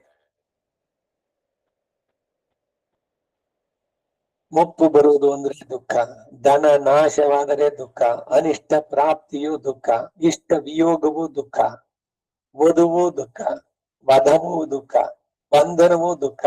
ಸ್ತ್ರೀಯರು ದುಃಖ ಹೇತುಗಳೇನೆ, ಸಹಜ ಕಾರಣಗಳಿಂದ. ಸ್ತ್ರೀಯರು ನಕ್ ಪುರುಷರು ಸೇರುತ್ತೋ, ಬರೀ ಸ್ತ್ರೀಯರು ಮಾತ್ರ ದುಃಖ ಅಲ್ಲ. ಈಗ ಹೆಂಡತಿ ಮಕ್ಕಳು ಅಂತ, ಗಂಡ ಅಂದ್ರೆ ಸಂಸಾರ ಅಲ್ವೋ? ಎಲ್ಲಿ ತನಕ ಸಂಸಾರ ಗಂಟ್ಕೊಳ್ತಿರೋ, ಗಂಡನೋ ಹೆಂಡ್ತಿನೋ? ನಿಮ್ಮ ಆತ್ಮದ ಉದ್ಧಾರ ಆಯ್ತು? ಎಲ್ಲ ನೀವು ಮನೆಗಾಗಿ ಮಾಡಿದ್ರಿ, ಮಗನಿಗೆ ಮಾಡಿದ್ರಿ, ಮಕ್ಕಳಿಗೆ ಮಾಡಿದ್ರಿ, ಮೊಮ್ಮಕ್ಕಳಿಗಾಗಿ ಮಾಡಿದ್ರಿ, ನಿಮ್ ಉದ್ಧಾರ ಎಲ್ಲಾಯ್ತು? ನೋಡಿ, ನಾನೇ ಮಾಡುವತ್ತಿಗೆ ಎಲ್ಲ ಒಂದು ಸಂಸಾರ, ನನ್ನ ಮಗ, ನನ್ನ ಮೊಮ್ಮಗಳು, ನನ್ನ ಇದು ಎಲ್ಲ. ನಿಮ್ಮ ಉದ್ಧಾರ ಎಷ್ಟಾಯ್ತು? ಹಾಗಾದ್ರೆ ನೀವನ್ನೆಲ್ಲ ದ್ವೇಷಿಸಿನ? ಇಲ್ಲ. ನಿಮ್ದಾಯ್ತೋ ಇಲ್ವೋ ಬಿಟ್ಟು ಬಿಡಿ, ಅವರವರಿಗೆ ಅವರವರದು. ಇನ್ನೊಬ್ಬರು ಬಾಳಿನಲ್ಲಿ ತಲೆ ತೂರಿಸೋದು ಬೇಡ. ಸ್ವಂತ ಮಗನ ಮಗಳು ಆಗಿರ್ಲಿ, ಮನಸ್ಸಿಗೆ ನೆಮ್ಮದಿ ಬೇಕಾದ್ರೆ. ಸಂಬಂಧಗಳು ವಾನಪ್ರಸ್ಥಕ್ಕೆ ಬಂದ ಮೇಲೆ ಇವೆಲ್ಲ ಗೌಣವಾಗಬೇಕು. ಯಾರು ಬಂದ್ರೇನು, ಯಾರು ಹೋದ್ರೇನು, ಎಲ್ಲಿ ಹೋಗ್ತಾರೋ, ಏನ್ ಮಾಡ್ತಾರೋ, ನನಗೆಲ್ಲ ಹೇಳಿ ಹೋಗ್ತಾರ? ಇಲ್ಲ ಅವ್ನ್ ಸಂಪಾದನೆ ಮಾಡಿದ್ದೆಲ್ಲ ತಂದು ನನ್ನ ಕೈ ಕೊಡ್ಬೇಕು ಅನ್ನೋ ಬೈಕೇನ? ನಮ್ದೇ ಮಕ್ಕಳು. ಇಂಗಿತ ಜ್ಞಾನವಿಲ್ಲದ ಸಂಸಾರ, ಹಂಗಿಸುವ ಛಲವುಳ್ಳ ಸತಿ ಪುತ್ರ ಸಖರು, ಬಂಗಾರದಸಿ ಚಿನ್ನದ ಕತ್ತಿ ತಗೊಂಡು ಇವನು ಚುಚ್ಚಿ ರಕ್ತ ಬರ್ಸಿದ್ರೆ ಸಿಂಗರದ ಬೊಟ್ಟೆನ್ನುವ ಮಂಗ ಬುದ್ಧಿಯ ಜನರು. ಮೋಹ ನಮ್ದು ಎಲ್ಲಿ ತನಕ ಅಂದ್ರೆ ಇದು. ಸಂತೋಷ ಇದೆಯೋ ಸಂಸಾರದಲ್ಲಿ, ಈ ಸಂಬಂಧಗಳಲ್ಲಿ? ಹಾಗಾದ್ರೆ ಇದನ್ನೆಲ್ಲ ದ್ವೇಷಿಸಿ ನಾನು ಯಾರನ್ನು ಮಾತಾಡ್ಸೋದೇ ಇಲ್ಲ ಅಂತ ಹೇಳ್ಬೇಕಾ? ಲೋಕದಲ್ಲಿ ಇದ್ದೀರಿ, ಲೋಕದ ಯಾವುದಕ್ಕೂ ತಲೆಗೆ ಹಾಕೊಳ್ಬೇಡಿ ಅಷ್ಟೆ. ಬಹಳ ಸುಲಭ. ಮನಸ್ಸುಗೂ ಇದ್ರದ್ದು ಎಲ್ಲದನ್ನ ಬಿಡುವಂತದ್ದು. ಈ ಕತೆ ಇದೆ ದೊಡ್ಡದಾಗಿದೆ, ಆದ್ರೆ ನಾನು ಇನ್ನೊಂದಷ್ಟು ಹೇಳ್ತಾ ಇದ್ದೆ. ಈಗ ನನಗೆ ಶಬ್ದ ಆದ್ರೆ ನಿದ್ದೆ ಬರೋಲ್ಲ ಅಂತ. ನೀವು ಟ್ರೈನ್ ನಲ್ಲಿ ಯಾವಾಗ್ಲಾರು ಹೋಗಿದ್ದೀರಾ? ರಾತ್ರಿ ನೈಟ್ ಟ್ರೈನ್ ಜರ್ನಿ? ಇಲ್ಲ, ಬೆಳಗ್ಗೆನೆ ಆಗ್ಲಿ 10-12 ಗಂಟೆ ಕಾಲದ ಜರ್ನಿ ಇಟ್ಕೋಣ, ಆ 10 ಗಂಟೆನಲ್ಲಿ ಇಲ್ಲಿ ಸ್ಟಾರ್ಟ್ ಆಯ್ತಲ್ಲ, ಉದ್ದಕ್ಕೂ ದಡ್ಡ ದಡ್ಡ ದಡ್ಡ ದಡ್ಡ ಅನ್ನೋ ಶಬ್ದ, ಅದು ಕಂಟಿನ್ಯೂಸ್ ಆಗಿದೆ. ಯಾವಾಗ್ಲೂ ಅದನ್ನೇ ಗಮನಿಸಿದ್ರ? ಅಲ್ಲೇ ಮಲಗಿದ್ರಿ, ನಿದ್ದೆನೂ ಬಂದಿತ್ತು, ಶಬ್ದ ಆಗ್ತಿರ್ಲಿಲ್ವೋ? ಟ್ರೈನ್ ಹೋಗ್ಬೇಕಾದ್ರೆ ಶಬ್ದ ಆಗುತ್ತೆ, ಅದರ ಬಗ್ಗೆ ಗಮನ ಬೇಡ ಅಷ್ಟೇ. ಎಷ್ಟು ಸುಂದರವಾದ ಸೂತ್ರ ಇದು ಗೊತ್ತಾ? ಎಷ್ಟು ಮುಖ್ಯವಾದದ್ದು ಲೈಫ್ ನಲ್ಲಿ. ಯಾರೋ ಏನೋ ಮಾತಾಡ್ತಾರೆ ನಿಮ್ ಬಗ್ಗೆ, ಯಾಕೆ ತಲೆ ಕೆಡ್ಸ್ಕೊಬೇಕು ನೀವು? ಅವ್ರೇನು ಹೇಳ್ಕೊಳ್ಳಿ. ಹಿಂದಿನಲ್ಲಿ ಅದ್ಯಾವುದೋ ಒಂದು ಚಿತ್ರಗೀತು, ಅದರಲ್ಲಿ ಲೋಕದ ಕಾಮೆ ಮಾತಾಡೋದು. ನೀನ್ ಯಾಕೆ ತಲೆಗೆ ಕಟ್ ಮಾಡ್ಕೊಳ್ತೀಯ? ಈಗ ಸಂತೆನಲ್ಲಿ ಹೋಗ್ತಾ ಇದ್ವಿ, ಯಾರೋ ಏನೋ ಮಾತಾಡ್ತಾರೆ, ಇನ್ನೇನೋ ಅಳ್ತಾರೆ, ಮತ್ತೇನೋ ಜಗಳ. ನಿಮ್ಗೇನ್ ಅನ್ಸುತ್ತೆ ಅದೆಲ್ಲ ಜೊತೆನಲ್ಲಿ? ಅದ್ರಲ್ಲಿ ಪಾರ್ಟಿಸಿಪೇಟ್ ಮಾಡ್ಬೇಕು ಅನ್ಸುತ್ತೇನೋ? ನಿಮ್ ಕೆಲ್ಸ ಏನೋ ಅಷ್ಟ್ ಮಾಡ್ಕೊಂಡು ಹೋಗ್ತಿರೋ ಇಲ್ವೋ? ಹಾಗೆ ನಿಮ್ಮ ಆತ್ಮದ ಉದ್ಧಾರಕ್ಕೆ ಏನ್ ಬೇಕು ಅಷ್ಟು ತಗೊಂಡ್ ಮಿಕ್ಕಿದ್ದನ್ನೆಲ್ಲ ಬಿಟ್ಟು ಬಿಡಿ. ನೆಮ್ಮದಿಗೆ ದಾರಿ ಇದು ಮಂಕುತಿಮ್ಮ. ಹೊರಗಿನ ಪ್ರಲೋಭನೆಗಳಿಗೆ, ಅದು ನಿಮ್ಮನ್ನು ಹೊಗಳಿಕೆನೋ ತೆಗಳಿಕೆನೋ, ಯಾವುದಕ್ಕೂ ಮರಳಾಗಬಾರ್ದು. ನಿಮ್ಮ ಕೆಲಸ ಏನ್ ಮಾಡ್ತಿದೀವಿ ಅದ್ರಲ್ಲಿ ನಿಮಗೆ ಕಾನ್ಫಿಡೆನ್ಸ್ ಇದೆಯಾ? ಯಾರಿಗೂ ಅನ್ಯಾಯ ಮಾಡ್ತಿಲ್ವಲ್ಲ, ಅಥವಾ ತೊಂದರೆ ಮಾಡ್ತಿಲ್ವಲ್ಲ? ನಿಮ್ ಪಾಡಕ್ ನೀವಿರಿ. ಈ ಕಥೆ ಪುರಾಣಗಳು ಇವುಗಳೆಲ್ಲ ಕೇಳೋ ಉದ್ದೇಶ ಏನು ಅಂದ್ರೆ, ನಾವು ಹೇಗೆ ನಮ್ಮನ್ನ ಉತ್ತಮಗೊಳಿಸಬಹುದು ದಿವಸ ದಿವಸಕ್ಕೆ, ಅದು ಬಹಳ ಮುಖ್ಯವಾದದ್ದು. Self development. ಪ್ರಾಪಂಚಿಕವಾದ ವಿಷಯಗಳಿಂದ ಪರ್ಟರ್ಬ್ ಆಗದೆ, ಮನಸ್ಸಿನ ವ್ಯಗ್ರಗೊಳ್ಳದೆ, ಸಮಾಧಾನ ಚಿತ್ತದಿಂದ ಮನಸ್ಸಿರುವಂತಹದ್ದನ್ನು ಸಾಧಿಸಿದ್ರೆ ಅವನು ನೋಡಿ ಜೀವನದಲ್ಲಿ ಕೊಟ್ಟಂತದ್ರಲ್ಲಿ ಅವನು ಗೆದ್ದ. ಅವನು ಹಣ ಬಂತು, ಹಣ ಹೋಯ್ತು ಅಂತಂದ್ರೆ ದುಃಖ, ಎಲ್ಲವೂ ಕೂಡ ಅಷ್ಟೇ. ಸಹಜ ಕಾರಣಗಳಿಂದಲೂ ದುಃಖ ಉಂಟಾಗಬಹುದು, ಆದರೆ ಪುತ್ರ ಮರಣದಿಂದಾದಂತಹ ದುಃಖ ಎಲ್ಲಕ್ಕಿಂತಲೂ ಪ್ರಬಲವಾಗಿ ಸದಾ ಹಿಂಬಾಲಿಸುತ್ತಲೇ ಇರುತ್ತೆ. ಯಾಕೆ? ಅವನು ನನ್ನ ಮಗ. ಬೇರೆಯವ್ರ ಮಗ ಸತ್ರೆ ಏನಾಗತ್ತೆ? ದುಃಖ ಆಗತ್ಯೋ?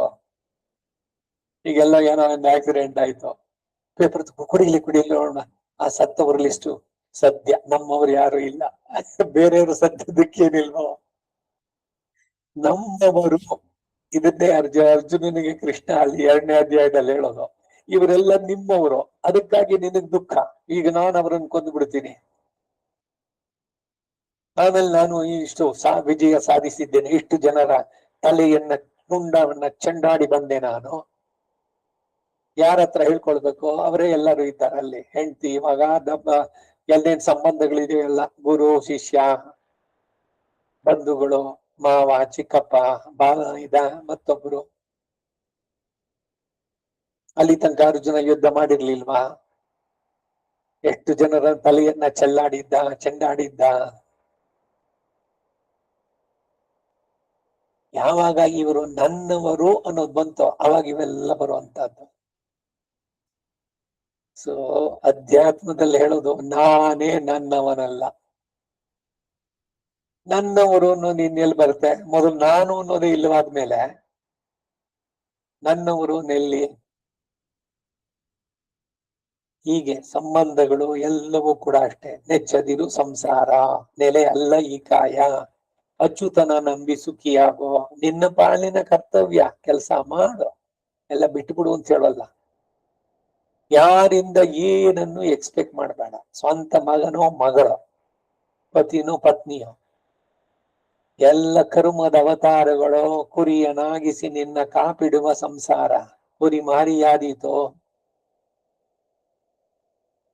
ಹಾಗಾಗಿ ಯಾರ ಹತ್ರನು ನಾನು ಕಾಂಟ್ಯಾಕ್ಟ್ಸ್ ಇಟ್ಕೊಳ್ಳಲ್ಲ ಅಂತ ಹೇಳ್ಬೇಡಿ, ಅದನ್ನ ಹೇಳ್ತಾ ಇಲ್ಲ ಇಲ್ಲಿ. ಯಾವುದ್ರಲ್ಲೂ ಇನ್ವಾಲ್ವ್ಮೆಂಟ್ ಬೇಡ. ಪ್ರತಿ ಒಂದ್ರಲ್ಲೂ ಕೂಡ ಅವ್ರೇನ್ ಮಾಡಿದ್ರು, ಇವ್ರೇನ್ ಮಾಡಿದ್ರು, ಅವ್ರ ಮನೆ ವಿಷಯ, ಇವ್ರದ್ದು ಯಾಕೆ ಬೇಕಿರಲ್ಲ? ಪರಚಿಂತೆ ಏಕೆ ನಮಗೆ? ಅಯ್ಯ, ನಮ್ಮದೇ ನಮಗೆ ಸಾಲದೆ. ನಮ್ಮ ಆತ್ಮದ ಉದ್ಧಾರ ಯಾವಾಗ ಆಗೋದು? ನಾನು ಉದ್ಧಾರ ಆಗೋದು ಯಾವಾಗ? ಅದು ಹೇಗೆ? ಅದ್ರ ಬಗ್ಗೆ ಏನಾದ್ರು ಯೋಚನೆ ಮಾಡಕ್ ಸಮಯ ಇದೆಯೋ? ಹೀಗೆ ಇತರರಿಗೆ, ಮಗನಿಗೆ ದುಃಖ ಪ್ರಾಪ್ತಿಯಾದ್ರೆ ತನಗೆ ಅದರಿಂದ ಏನು ಎಂದು ತಿಳಿಯೋದು ಕೂಡ ಬುದ್ಧಿ ಏನೇನೆ. ಏನೋ ಯಾರ್ದೋ ಮಗ ಸತ್ತ, ನಮಗೇನು ಎಲ್ಲೋ ಏನೋ ಆಯ್ತು. ಹೌದು, ನಿಮ್ಗೇನಿಲ್ಲ. ಹಾಗೆ ನಿಮ್ ಮನೆಯಲ್ಲಿ ಆದಾಗ್ಲೂ ಕೂಡ ಅಷ್ಟೇ ಹಾಗೆ ಇರಬೇಕು ಅಂತ. ಇದು ಅಜ್ಞರ ಮಾತಲ್ಲದೆ ಬೇರೆ ಅಲ್ಲ. ದುಃಖ ಎಂಬುದನ್ನೇ ಕಾಣದವನು ಸಜ್ಜನರ ನಡುವೆ ಹಾಗೆ ಪ್ರಲಪಿಸುವವನೇ ಹೊರತು ದುಃಖವೇನು ಎಂದು ಅನುಭವಿಸಿ ತಿಳಿದವನು ಹಾಗೆ ನುಡಿಯಲಾರ. ದುಃಖವನ್ನು ಅನುಭವಿಸಿದವನು ಪರ ದುಃಖವನ್ನು ತನ್ನ ದುಃಖಂತೆಯೇ ಭಾವಿಸಿ ಅದಕ್ಕಾಗಿ ಕೊರಗುತ್ತಾನೆ. ಭಗವಂತನ ದಯೆಯ ಬಗ್ಗೆ ಇದೇನೆ ವಿಚಾರ. ದಯಾ ಶತಕವನ್ನು ಬರೆದ್ರು ವೇದಾಂತೇಶಿಗರು. ದಯೆ ಅಂತಂದ್ರೆ ಏನು? ಪರ ದುಃಖ ಅಸಹಿಷ್ಣುತ್ವಂ ಅಂದ್ರು. ಇನ್ನೊಬ್ಬರ ದುಃಖವನ್ನ ಕಂಡು ಸುಮ್ಮನೆ ಇರದಕ್ಕಾಗದೆ ಇರೋದು. ಪರ ದುಃಖ ದುಃಖಿತ್ವಂ ದಯೆ ಅಂತಂದ್ರು ಸಂಪ್ರದಾಯ ತಿಂಗಳೇನಲ್ಲಿ.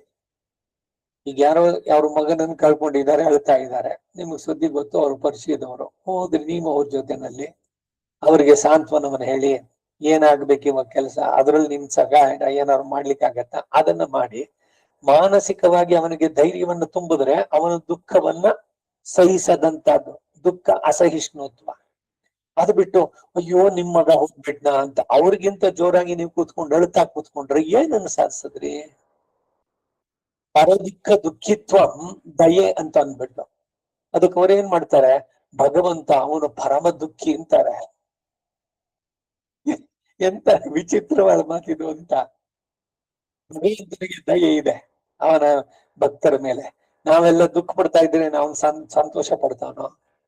ನಮ್ಮ ದುಃಖವನ್ನು ಪರಿಹಾರ ಮಾಡೋದಕ್ಕೆ ಏನು ಬೇಕೋ ಅದನ್ನ ಮಾಡಿದ್ರೆ ಅವನು ದಯಾಶೀಲ ದಯಾನಿದೆ ಅಂತ ಅನ್ಕೊಳ್ಳೋದಕ್ಕೆ ಸರಿಯಾಗಿದೆ ಹೆಸರು. ಅದು ಸಾರ್ಥಕವಾಗುವಂತದ್ದು.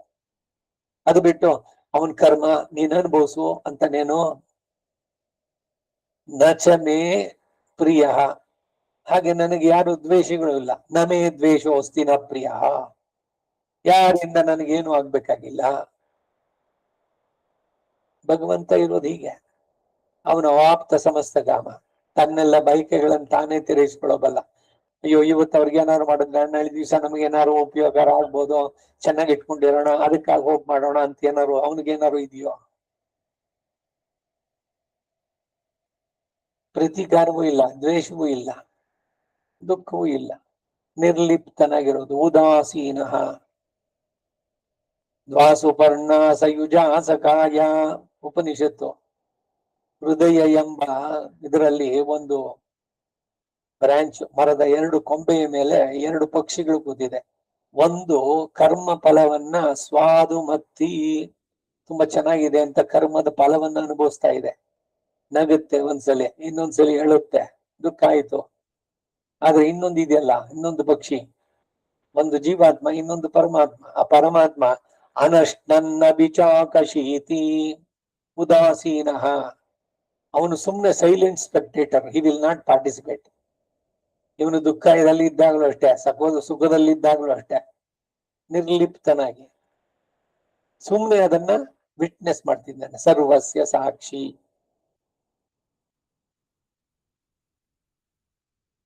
ಹಾಗೆ ಈಗ ಯಾರೋ ಮಗನನ್ನು ಕಳ್ಕೊಂಡಿದ್ದಾನೆ, ಅವನ ಹತ್ರ ಇನ್ಯಾರೋ ಮಗ ಕಳ್ಕೊಂಡ್ರು ಅಂತ ದುಃಖ ಬಂದಾಗ ನನಗೆ ಅವ್ರ ದುಃಖ ಅರ್ಥವಾಗುತ್ತೆ. Because I have gone in that ಅದರಲ್ಲಿ ಅಂತ ಇವರು ಸಾಂತ್ವನವನ್ನು ಹೇಳಿ ಅವನಿಗೆ ಮಾನಸಿಕವಾಗಿ ಕೊಟ್ರೆ ಅದು ನಿಜವಾದ ಅರ್ಥದಲ್ಲಿ ದಯೆ, ಅನುಕಂಪೆ, ಸಹಾನುಭೂತಿ. ಇದು ಭಾವಗಳಿಗೆ ಬೆಲೆ ಇದೆಯೋ? ವಾಟ್ಸಪ್ ನಲ್ಲಿ ಯಾರೋ ಹೇಳಿದ್ರು ಇವತ್ತು, ಅದಕ್ಕೆ ಇನ್ನೂ ತಮಾಷೆ ಏನು ಅಂತಂದ್ರೆ, ಅವ್ರ ಮನೆಯವ್ರೇನೇನೆ ಮನೆಯಲ್ಲಿ ಇದ್ದಾರಲ್ಲ, ನೇರವಾಗಿ ಅವ್ರಿಗೆ ಗ್ರೀಟಿಂಗ್ಸ್ ಹೇಳ್ಬೋದಲ್ಲ. ಅವ್ರಿಗೇನು ವಾಟ್ಸಪ್ ನಲ್ಲಿ ಬರ್ಬೇಕು. ಅವಾಗೇನು ಅಂದ್ರೆ ಅದೊಂದು ಗ್ರೂಪ್ ಮಾಡ್ಕೊಂಡಿದ್ದಾರೆ, ಅಷ್ಟು ಜನ ವಿಶ್ ಮಾಡ್ಬೇಕು. ಅದಕ್ಕೆ ಆ ಮನೆಯಲ್ಲಿ ಇರೋರು, ಇಲ್ಲ ಗಂಡನಿಗೆ ಪತ್ನಿ ವಿಶ್ ಮಾಡದಂತೆ, ಇಲ್ಲ ಅಪ್ಪನೋ ಮಗನೋ ನಿನ್ಗೆ ಹ್ಯಾಪಿ ಬರ್ತ್ಡೇ ಅಂತಂದ್ರೆ ಸರಿ ತಗೊಳ್ಳಿ, ಒಂದಾದ್ಮೇಲೆ ಒಂದು ದಡ ವಿ ವಿಶ್ ಯು ಹ್ಯಾಪಿ. ಇವ್ರು ಇದ್ದಾಗ ಎದುರುಗಡೆ ನೇರಾಗಿ ಮಾತಾಡೋದಿಲ್ಲ, ಅದು ವಾಟ್ಸಪ್ ನಲ್ಲಿ ಸಂದೇಶ ಬರುತ್ತೆ. ಅದನ್ನ ಪಡೆದು ಇವ್ರು ಏನ್ ಸಿಗ್ತೀವಿ, ಇವ್ರಿಗೆ ಮೂರ್ಖತನ ಅಲ್ವೇ ಇದೆಲ್ಲ? ವಿಶ್ ಮಾಡ್ಬೇಕು. ಬೇಸಿಕ್ ಆಗಿ ಅವರು ಕ್ಯಾಲೆಂಡರ್ ಪ್ರಕಾರ ಮಾಡುವಂತಹದ್ದು. ಅವತ್ತಿನ ದಿವಸ ಇಂಗ್ಲಿಷ್ ಕ್ಯಾಲೆಂಡರ್ ಪ್ರಕಾರ ಬರ್ತ್ಡೇ ಅಂತ ಆದ್ರೂ ಕೂಡ ಇವನ ನಕ್ಷತ್ರ ಯಾವಾಗ್ಲೂ ಮೊದ್ಲು ಆಮೇಲೆ ಆಗೋಗಿದೆ. ನಿಜವಾಗ್ಲೂ ಅವನಿಗೆ ಜನ್ಮದಿನದ ಶುಭಾಶಯ ಹೇಳಬಾರದು ಅಂತಿಲ್ಲ. ಅವತ್ತಿನ ದಿವಸ ಭಗವಂತನನ್ನ ಧ್ಯಾನಿಸಿ ಅವನಿಗೆ ನಿಜವಾಗ್ಲೂ ಒಳ್ಳೇದಾಗ್ಲಿ ಅಂತ ನೇರವಾಗಿ ಹೋಗಿ ಅವನನ್ನ ಭೇಟಿಯಾಗಿ ಅವನಿಗೆ ನೀವು ವಿಶೇಷ ಮಾಡಿ, ಇಲ್ಲ ದೊಡ್ಡವರಾದ್ರೂ ಹೋಗಿ ಅವ್ರಿಗೆ ನಮಸ್ಕಾರ ಮಾಡಿ ಬಂದ್ರೆ ಅದು ಅರ್ಥಪೂರ್ಣವಾಗುತ್ತೆ. ಅದು ಬಿಟ್ಟು ವಾಟ್ಸಪ್ ನಲ್ಲಿ ಹಾಕ್ಬಿಡೋದು, ಎದುರುಗಡೆ ಬಂದಾಗ ಮಾತಾಡಲ್ಲ. ಇದು ಎಂತ ಆಚರಣೆಗಳಿದು ಅಂತ. ಆದ್ರೆ ಪ್ರತಿಯೊಬ್ಬರು ನಾವು ಮಾಡ್ತೀವಿ ಇದನ್ನ. ಆ ವಾಟ್ಸಪ್ ಗ್ರೀಟಿಂಗ್ ನಲ್ಲಿ ಬರಬೇಕು ಅನ್ನೋದಕ್ಕಾಗಿ ಮಗನೇನೆ ಅಪ್ಪನಿಗೆ ವಿಶ್ ಅಂತ ಅಂದ್ಬಿಟ್ಟು ಬರೆಯೋದು ಅದ್ರಲ್ಲಿ ವಾಟ್ಸಪ್ ಅಲ್ಲಿ, ಇಲ್ಲ ಅಪ್ಪ ಮಗನಿಗೆ wish you very happy birthday ಅಂತ ಅಂದ್ಬಿಟ್ಟು ಅವನ್ ಹಾಕ್ರ ಅಂದ್ರೆ ಸರಿ ಶುರು. ಬಂಧುಗಳೆಲ್ರು ಕೂಡ ಯಾರೋ ಆ ಗ್ರೂಪ್ ನಲ್ಲಿ ನೋಡ್ತಾರೆ, ಎಲ್ರು ವಾಟ್ಸಪ್ ನಲ್ಲಿ ಹಾಕಿದ್ದು ಬಿಲೇಟೆಡ್ ಗ್ರೀಟಿಂಗ್ಸ್. ಪುಣ್ಯವಿಲ್ಲ, ಪುರುಷಾರ್ಥವಿಲ್ಲ, ಆದ್ರೂ ಆಚರಣೆ ಬೇಕು. ಏನೇನೋ ರೂಢಿಸ್ಕೊಳ್ತೀವಲ್ಲ, ಇದೆಲ್ಲ ಏನಾದ್ರು ಉಪಯೋಗ ಆಗತ್ತ ಇದರಿಂದ ಆತ್ಮದ ಉದ್ಧಾರಕ್ಕೆ? ಇಲ್ಲ ನಿಜವಾದ ನಿಮ್ಮ ಅನುಕಂಪನೆಯ ಇದನ್ನ ತೋರಿಸ್ತಾ ಇದ್ದೀರೋ ಗ್ರೀಟಿಂಗ್ಸ್ ನ?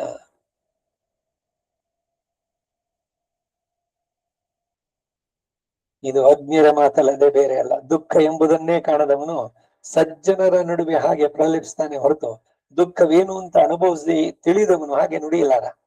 ದುಃಖವನ್ನ ಅನುಭವಿಸುವನು ಪರರ ದುಃಖವನ್ನ ತನ್ನ ದುಃಖದಂತೆಯೇ ಭಾವಿಸಿ ಅದಕ್ಕೆ ಕೊರಗ್ತಾನೆ. ಹೇ ರಾಜೇಂದ್ರ, ನೀನು ನನಗೆ ಮಾಡಿದ ಅಪರಾಧವನ್ನ ನಾನು ಅದಕ್ಕಾಗಿ ನಿನಗೆ ಮಾಡಿದ ಪ್ರತೀಕಾರವನ್ನ ಮರೆಸಿ ಬಿಡೋದಕ್ಕೆ ಇನ್ನು 100 ವರ್ಷಗಳ ಕಾಲ ಆದ್ರೂ ಕೂಡ ಅದು ಸಾಲದು.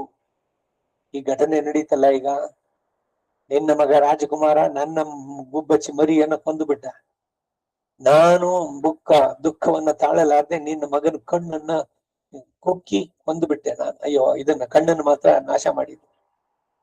ನೀನ್ ಇದನ್ನ ಮರೀತೀಯ? ಮಾತಿನಲ್ಲೇನೆ ಯಾರನ್ನು ಏನೋ ಹೊಂಗ್ಸೋದು. ಅವರು 50 ಅಲ್ಲ 80 ವರ್ಷ ಆದ್ಮೇಲೆ ನೀವು ನನ್ನ ಅವಾಗ ಹಂಗ ಅಂದಿದ್ರಿ ಅವ್ರು ನೋಡ್ದಾಗ್ಲೇ ಅವ್ರು ನೆನ್ಸ್ಕೊಳ್ತಾರೆ. ಇದು ಹೋಗುತ್ತೆ. ನೀನು ಮನಸ್ಸಿನ ಮೇಲೆ ಮಾಡಿದ ಗಾಯ ಅಳಿಸುತ್ತೇನು? ಇದನ್ ಬಿಟ್ಟು ಮರಿಬೇಕು, ಮೇಲಕ್ಕೇರಬೇಕು, ಎಸ್, ಅದು ಸರಿಯಾಗಿ ಎಕ್ಸ್ಪೆಕ್ಟ್ ಮಾಡುವಂತದ್ದು, ಅದು ಸಂಸ್ಕೃತಿ ಇದೆಲ್ಲ. ಆದ್ರೆ ಆ ಭಾವನೆಗಳು, ಈ ದ್ವೇಷ, ಈ ಮಾತುಗಳು, ಇದನ್ನ ಮರೆಯೋದಕ್ ಸಾಧ್ಯನೇನು? ಅದಕ್ಕೆ ಇದು ಹೇಳ್ತಾ ಇದೆ, 100 ವರ್ಷ ಕಾಲ ಆದ್ರೂ ಕೂಡ ಸಾಧ್ಯ. ಅದು ಇಬ್ಬರಿಗೂ ಎಂದಿಗೂ ಮರೆಯೋದಿಲ್ಲ, ಮರೆಯೋ ಹಾಗಿಲ್ಲ. ಹೀಗೆ ನಮ್ಮಲ್ಲಿ ಅನ್ಯೋನ್ಯ ವೈರವು ನಡೆದು ಹೋದ ಮೇಲೆ ಇನ್ನು ಸಂಧಿಯ ಮಾತೆಲ್ಲಿದು? ನಿನ್ನ ಮಗನ ಸ್ಥಿತಿಯನ್ನು ನೀನ್ ನೆನೆಸ್ಕೊಂಡಾಗ್ಲೆಲ್ಲ ನಿನಗೆ ನನ್ನ ಮೇಲಿನ ವೈರವು ಹೊಸದಾಗಿ ವೃದ್ಧಿ ಆಗತ್ತೆ. ಒಬ್ಬನು ಮತ್ತೊಬ್ಬನಲ್ಲಿ ಹಾಗೆ ತೀರಿಸಿಕೊಂಡ ಮೇಲೆ ತಿರುಗಿ ಅವನಲ್ಲಿ ಪ್ರೀತಿಯನ್ನು ಕೊಂಡಾಡುತ್ತಾ ಇಬ್ಬರು ಒಂದಾಗಿ ಸೇರಬೇಕು ಅಂತ ಪ್ರಯತ್ನಿಸೋದು ಒಡೆದ ಮಡಿಕೆಯ ಚೂರನ್ನ ತಿರುಗಿ ಜೋಡಿಸುವ ಪ್ರಯತ್ನದಂತೆ ನಿಷ್ಫಲವೇ ಹೊರತು ಅದರಲ್ಲಿ ಸಂಧಿಯು ಎಂದಿಗೂ ನಡೆಯಲಿಲ್ಲ. ದೃಪನಿಗೂ ಮೊದಲಿಂದ ಬಾಲ್ಯ ಸ್ನೇಹಿತರು. ಅದರಲ್ಲಿ ದೃಪದ ರಾಜಕುಮಾರ, ನನಗೆ ರಾಜ್ಯ ಪದವಿ ಬಂದ್ರೆ ಮುಂದೆ ಯುವರಾಜನಾದ್ರೆ ನಿನ್ಗೆ ಅರ್ಧ ಕೊಡ್ತೀನಿ ಅಂತ ಹೇಳಿದ್ದ. ಇವ್ರು ಕೇಳಿದ್ನ ದ್ರೋಣ. ಸರಿ, ಇವನು ದೊಡ್ಡವನಾದ್ಮೇಲೆ ಅಲ್ಲಿ ಹೋದಾಗ ಅವನಿಗೆ ಅದ್ರ ನೆನಪಿತ್ತ ಹೇಳಿದ ಮಾತು. ದ್ರೋಣ ಬಂದ್ಬಿಟ್ಟು ಅವನಿಗೆ ಅವಾಗ್ಲೇ ಕೋಪ, ಯಾರೋ ದರಿದ್ರ ಬ್ರಾಹ್ಮಣ ಬಂದು ರಾಜನಾದ ನನ್ನನ್ನು ಏನೋ ದೃಪದ ಅಂತ ಕರೀತಾನಲ್ಲ ಅಂತ. ಇದು ಅಧಿಕಾರದ ಮದ. ಅವನನ್ನು ಅವಮಾನಿಸ್ದ. ಎಲ್ರ ಮುಂದೆ ನನಗೆ ನನ್ನ ಬಾಲ್ಯ ಸ್ನೇಹಿತ ಅವಮಾನ ಮಾಡದ್ನಲ್ಲ ಅಂತ ಎಲ್ರಿಗೂ ತೋರ್ಸು ಗೊತ್ತಾಗೋಂಗೇನೆಲ್ಲ ಹೇಳ್ದ. ಲೋ ದೃಪದ, ನೀನ್ ಹೇಳಿದ್ದನ್ನ ನಾನ್ ತೋರ್ಸಿದ್, ಇವತ್ತು ನನ್ನನ್ನ ಅವಮಾನ ಮಾಡ್ತಿದೀಯ. ನಿನ್ನನ್ನ ಕೈ ಕಾಲು ಹೆಡೆ ಮುರಿ ಕಟ್ಟಿ ನನ್ನ ಮಂಚದ ಕಾಲಕ್ಕೆ ಕಟ್ಟಿಸ್ಕೊಳ್ದಿದ್ದೆ ನನ್ನ ಹೆಸರು ದ್ರೋಣ ಅಲ್ಲ ಅಂತ ಹೇಳಿ ಶಪಥ ಮಾಡ್ಬಿಟ್ಟು ಹೋದ ಅವನು ಕೋಪದಿಂದ. ಅರ್ಜುನನನ್ನು ತಯಾರು ಮಾಡಿದ್ದೆ ಅದಕ್ಕೆ. ಬಂದು ಕಟ್ಟಿದ್ರು ಇವನ್ ಕಾಲಿಗೆ. ಅವನ ರಾಜ್ಯ ಎಲ್ಲ ಇವಾಗ ಅರ್ಜುನ ಜಯಿಸಿ ಬಂದಿದ್ದಾನೆ. ಶಿಷ್ಯ ಗುರುವಿಗೆ ಅದು ದ್ರೋಣ ಹೇಳ್ದ, ದೃಪದ, ನಿನ್ನ ಬಾಲ್ಯದ ಮಾತನ್ನ ಜ್ಞಾಪಿಸ್ಕೊ. ನೀನು ರಾಜನಾದ್ರೆ ಅರ್ಧ ಭಾಗ ಕೊಡ್ತೀನಿ ಅಂತ ಹೇಳಿದ್ದೆ. ನಾ ಬಂದಾಗ ನೀನು ಅವಮಾನಿಸ್ದೆ, ಅದಕ್ಕೆ ನಾನು ಶಪಥ ಮಾಡಿದೆ. ಈಗ ನೋಡು, ನಿನ್ನನ್ನ ಕಟ್ಟಿ ನನ್ನ ಮಂಚದ ಕಾಲಿಗೆ ತಂದು ನಿಲ್ಸಿದ್ದಾನೆ. ನಿನ್ನ ರಾಜ್ಯ ಇವಾಗ ನನ್ನ ಶಿಷ್ಯ ಅಂದ್ರೆ ನನಗ್ ಸೇರಿದ್ದದು. ಆ ರಾಜ್ಯದಲ್ಲಿ ಅರ್ಧ ನಾನು ಇಟ್ಕೊಂಡು ನಿನಗೆ ಅರ್ಧ ಕೊಡ್ತೀನಿ, ಮೊದಲಿನಂತೆ ನಾವು ಫ್ರೆಂಡ್ಶಿಪ್ ನಲ್ಲಿ ಇಡೋಣ, ನೀ ಮರ್ತು ಬಿಡು ಇದ್ನ ಅಂತ. ಮಾಡೋದೆಲ್ಲ ಮಾಡ್ಬಿಟ್ಟು ಮರ್ತು ಬಿಡು ಅಂದ್ರೆ ಮರಿತಾನೇನು ದ್ರುಪದ? ಅಲ್ಲಿ ತಲೆ ಬಸ್ಕೊಂಡಿದ್ದ, ಬಂದ ಶಿವನನ್ನು ಕುರಿತು ತಪಸ್ ಮಾಡದ. ಏನ್ ಬೇಕು ನಿನಗೆ? ದ್ರೋಣನನ್ನ ಕೊಲ್ಲುವಂತ ಮಗ ಬೇಕು. ಹೇಗಿದೆ ನೋಡಿ ಈ ದ್ವೇಷ, ಈ ಪ್ರತೀಕಾರ, ಅವನ ಮೇಲೆ ಸೈಡ್ ತೀರಿಸ್ಕೋಬೇಕು. ಇದು ಸರಿನೋ?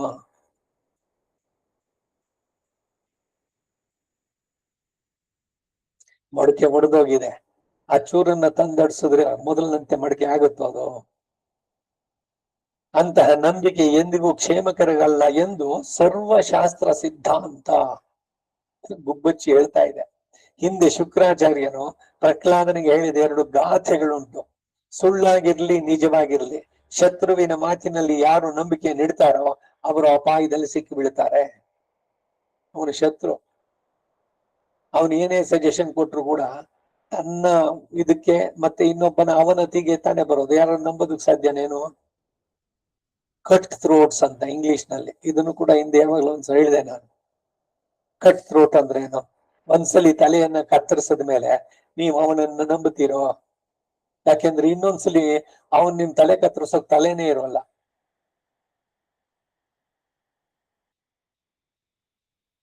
ಹುಲ್ಲು ಮುಚ್ಚಿದ ಆಳವಾದ ಬಾವಿಯ ಮೇಲಿನ ಜೇನುಗೂಡಿಗಾಗಿ ಆಸೆ ಪಟ್ಟು ಹೋಗುವವರು ಆ ಬಾವಿಯಲ್ಲಿ ಬೀಳುವಂತೆ ವ್ಯರ್ಥವಾದ ಆಸೆಗೆ ಈಡಾಗಿ ವಿಪತ್ತಿಗೆ ಇಡ್ತಾರೆ.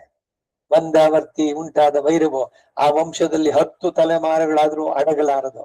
ವಂಶದಲ್ಲಿ ಉಂಟಾದ ವೈರವನ್ನ ಜನರು ಬಹುಕಾಲದವರೆಗೆ ಮರೆಯದೆ ತಮ್ಮ ಮುಂದಿನ ಸಂತತಿಯವರೆಗೂ ಅದನ್ನು ತಿಳಿಸುತ್ತಾ ಆ ವೈರವು ಎಂದೆಂದಿಗೂ ಆರದಂತೆ ಮಾಡೋದು ಕೂಡ ಉಂಟು. ಚಿತ್ರಗೀತೆ, ಹಾವಿನ ವೇಷ 12 ವರ್ಷ ನನ್ನ ದ್ವೇಷ. ಏನ್ ಕಂಪೋಸ್ ಮಾಡಿದ್ರು? ಆ 12 ವರ್ಷಕ್ಕಾಗುತ್ತೆ ಅಂತ ಎಲ್ಲಿದೆ? ಅಲ್ಲಿ ಸಿಕ್ತು? ಎಂದೆಂದಿಗೂ ಇರೋ ಅಂತಂದೆ. ಹೇ ಮಹಾರಾಜ, ರಾಜರು ವಿರೋಧವನ್ನು ಮಾಡುತ್ತಲೇ ಮೇಲೆ ಮೇಲೆ ಸಮಾಧಾನ ಹೇಳ್ತಾ ಇರ್ತಾರೆ. ಸಮಯವು ಬಂದಾಗ ನೀರು ತುಂಬಿದ ಗಡಿಗೆಯನ್ನ ಕಲ್ಲಿನ ಮೇಲೆ ಎತ್ತಿ ಹಾಕುವಂತೆ ಪೂರ್ಣವಾಗಿ ಕೆಡಿಸ್ಬಿಡ್ತಾರೆ. ಆದ್ದರಿಂದ ಒಬ್ಬನಲ್ಲಿ ಅಪರಾಧಿಯಾದ ಮೇಲೆ ತಿರುಗಿ ಅವನಲ್ಲಿ ನಂಬಿಕೆಯಿಂದ ಕೂಡ ಆಡಬಾರದು. ಅಪಕಾರ ಮಾಡಿದ ಕಡೆಯಲ್ಲಿ ನಂಬಿಕೆಯನ್ನು ಇಡೋದ್ರಿಂದ ಮನುಷ್ಯನು ಅಪಾರ ದುಃಖಕ್ಕೆ ಒಳಗಾಗ್ತಾನೆ. ಭೀಷ್ಮ ಯುಧಿಷ್ಠಿರನಿಗೆ ಆಪದ್ಧರ್ಮಗಳನ್ನು ಹೇಳ್ತಾ ಇದ್ದಾನೆ. ಇತ್ತಾನೆ ಶುರುವಾಗಿರೋದು ಕತೆ. ಪ್ರಾಣಿಗಳು ಅವುಗಳಿಂದ ಸ್ವಭಾವ ಹೇಗೆ, ಒಬ್ಬೊಬ್ಬ ಮನುಷ್ಯನು ಒಟ್ಟಿನಲ್ಲಿ ಚೇತನ ಅದರದಕ್ಕೆ. ಇದಕ್ಕೆ ಪ್ರತಿಯಾಗಿ ಬ್ರಹ್ಮದತ್ತ ಹೇಳ್ತಾನೆ, ಹೇ ಪೂಜನಿ ಗುಬ್ಬಚ್ಚಿಯೇ, ಹಾಗೆ ಯಾರನ್ನೂ ನಂಬದಿದ್ದವನು ಯಾವ ಅರ್ಥವನ್ನು ಸಾಧಿಸಲಾರ. ಅವನಿಗೆ ಯಾವ ಕಾರ್ಯವೂ ಶಕ್ಯವಲ್ಲ. ಬೇರೆಯವರ ವಿಷಯದಲ್ಲಿ ಯಾವಾಗಲೂ ನಂಬಿಕೆ ಇಲ್ಲದೆ ಭಯಪಡುತ್ತಿರುವವನು ಸತ್ತವನಿಗೆ ಸಮಾನನೇ. ಎಲ್ಲರನ್ನೂ ನಂಬು ಬಿಡೋದು. ಎಲ್ಲ ಬೆಳ್ಳಗಿರೋದೆಲ್ಲ ಹಾಲಲ್ಲ ಅಂತ ಗಾದೆ. ಹಾಗಂತ ಎಲ್ಲವನ್ನು ಸಂದೇಹದಿಂದನೇ ನೋಡು ಅನ್ನೋದು ಅಲ್ಲ. ಆಪದ್ಧರ್ಮ ಎಷ್ಟು ಸೂಕ್ಷ್ಮವಾಗಿದೆ ನೋಡಿ. ಆಯಾಯ ಸಂದರ್ಭ ಘಟನೆಗಳಿಗೆ ಬೇರೆಯಾಗತ್ತೆ. ತಲೆಗೆಲ್ಲ ಒಂದೇ ಮಂತ್ರ ಅಲ್ಲ. ಪೂಜನೆ ಹೇಳಿತು, ಹೇ ರಾಜೇಂದ್ರ, ಒಬ್ಬನಿಗೆ ಕಾಲಿನಲ್ಲಿ ಹುಣ್ಣುಗಳಿದ್ದಾಗ ಅವನು ಎಷ್ಟೇ ಜಾಗ್ರತೆಯಿಂದ ಓಡಿದ್ರು ಕೂಡ ಅವನ ಕಾಲಿಗೆ ನೋವಾಗದೆ ಅಥವಾ ಪೆಟ್ಟು ಬೀಳದೆ ಇರೋದು. ಕಣ್ಣು ಬೇನೆ ಇರುವವನು ಗಾಳಿಗೆ ಎದುರಾಗಿ ಕಣ್ಣು ಬಿಟ್ಕೊಂಡು ನಿಂತಾಗ ಕಣ್ಣಿಗೆ ಬಾಧೆಯಾಗದೆ ತಪ್ಪುದು. ಆದ್ರಿಂದ ಯಾವನು ತನ್ನ ಬಲವನ್ನ ತಿಳಿದುಕೊಳ್ಳದೆ ಮುನ್ಮಾರ್ಗದಲ್ಲಿ ಹೋಗಲು ಪ್ರಯತ್ನಿಸಿ ಅದೇ ದಾರಿಯಲ್ಲಿ ಮುಂದೆ ಸಾಗ್ತಾನೋ ಅವನ ಪ್ರಾಣಕ್ಕೆ ಅದೇ ಕೊನೆ ಅಂತ ತಿಳಿ. ಕೃಷಿ ಮಾಡುವವನು ಮಳೆ ಬರುವುದನ್ನ ತಿಳಿಯದೆ ನೆಲವನ್ನು ಉಳುವುದಕ್ಕೆ ಆರಂಭಿಸಿದ್ರೆ ಅವನ ಪ್ರಯತ್ನವೆಲ್ಲ ವ್ಯರ್ಥವಾಗಿ ಶ್ರಮಕ್ಕೆ ತಕ್ಕ ಫಲವನ್ನು ಹೊಂದಲಾರ. ರುಚಿಯಾಗಿರ್ಲಿ ಕಹಿಯಾಗಿರ್ಲಿ ಪಥ್ಯವಾದ ಆಹಾರವನ್ನು ಭುಜಿಸುವವನು ಚಿರಾಯುವಾಗಿ ಬದುಕ್ತಾನೆ. ನಾಲಿಗೆ ರುಚಿ ಅಲ್ಲ ಪ್ರಧಾನ. ಪಥ್ಯವನ್ನ ಅರಿಯದೆ ಅಜ್ಞಾನದಿಂದ ಕೆಟ್ಟ ಆಹಾರಗಳನ್ನು ಭುಜಿಸುವವನು ತನ್ನ ಆಯುಷ್ಯವನ್ನ ತಾನೇ ಕೊನೆ ಮುಟ್ಟಿಸ್ಕೊಳ್ತಾನೆ ಅನ್ನೋದನ್ನ ತಿಳಿ. ಹೇ ರಾಜೇಂದ್ರ, ದೈವವು ಪುರುಷಕಾರವು ಯಾವಾಗಲೂ ಒಂದನ್ನೊಂದು ಆಶ್ರಯಿಸಿದೆ. ದೈವ ಮಾತ್ರ ಪಂಚಮಂ, ಭಗವದ್ಗೀತೆ 18ನೇ ಅಧ್ಯಾಯ. ಪುರುಷ ಪ್ರಯತ್ನಕ್ಕೆ ಇಲ್ವೋ ಅಂದ್ರೆ ಅದು ಇದೆ, ಎರಡು ಸೇರ್ಬೇಕು, ಆಗಲೇನೆ ಒಂದು ಕೆಲಸ ಸಾಧ್ಯ. ಭಗವಂತನ ಸಂಕಲ್ಪ ಇಲ್ಲದೆ ಏನು ನಡೆಯೋಲ್ಲ. ಹಾಗೆ ಪುರುಷ ಪ್ರಯತ್ನ ಇಲ್ಲ, ಎಲ್ಲ ದೇವರೇ ಮಾಡ್ಲಿ ಅಂತ ಮಾಡಿದ್ರೆ ಅವನು ಮೂರ್ಖನಾಗ್ತಾನೆ. ಕೇವಲ ತನ್ನ ಪ್ರಯತ್ನದಲ್ಲೇ ನಂಬಿಕೆ ಇಡೋನು ಅವನು ಸಫಲನಾಗಲ್ಲ. ಸೊ ಅದರಿಂದ ಮನುಷ್ಯ ಪ್ರಯತ್ನ, ಪುರುಷಕಾರ, ದೈವ ಎರಡು ಒಂದನ್ನು ಆಶ್ರಯಿಸಿರೋದು. ಅವೆರಡರಲ್ಲಿ ಪುರುಷ ಪ್ರಯತ್ನವೇ ಪ್ರಬಲವಾದದ್ದು. ಕೆಲಸ ಮಾಡದೆ ಸೋಮಾರಿಗಳಾಗಿ ದೈವವನ್ನು ನಂಬಿರುವರು ಹೇಡಿಗಳೇನೆ. ಮಾಡತಕ್ಕ ಕೆಲಸವು ಕಠಿಣವಾಗಿದ್ರು ಮೃದುವಾಗಿದ್ರು ತನಗೆ ಇದು ಯಾವುದೋ ಅಂತ ಕರ್ಮವನ್ನೇ ಮಾಡಬೇಕು.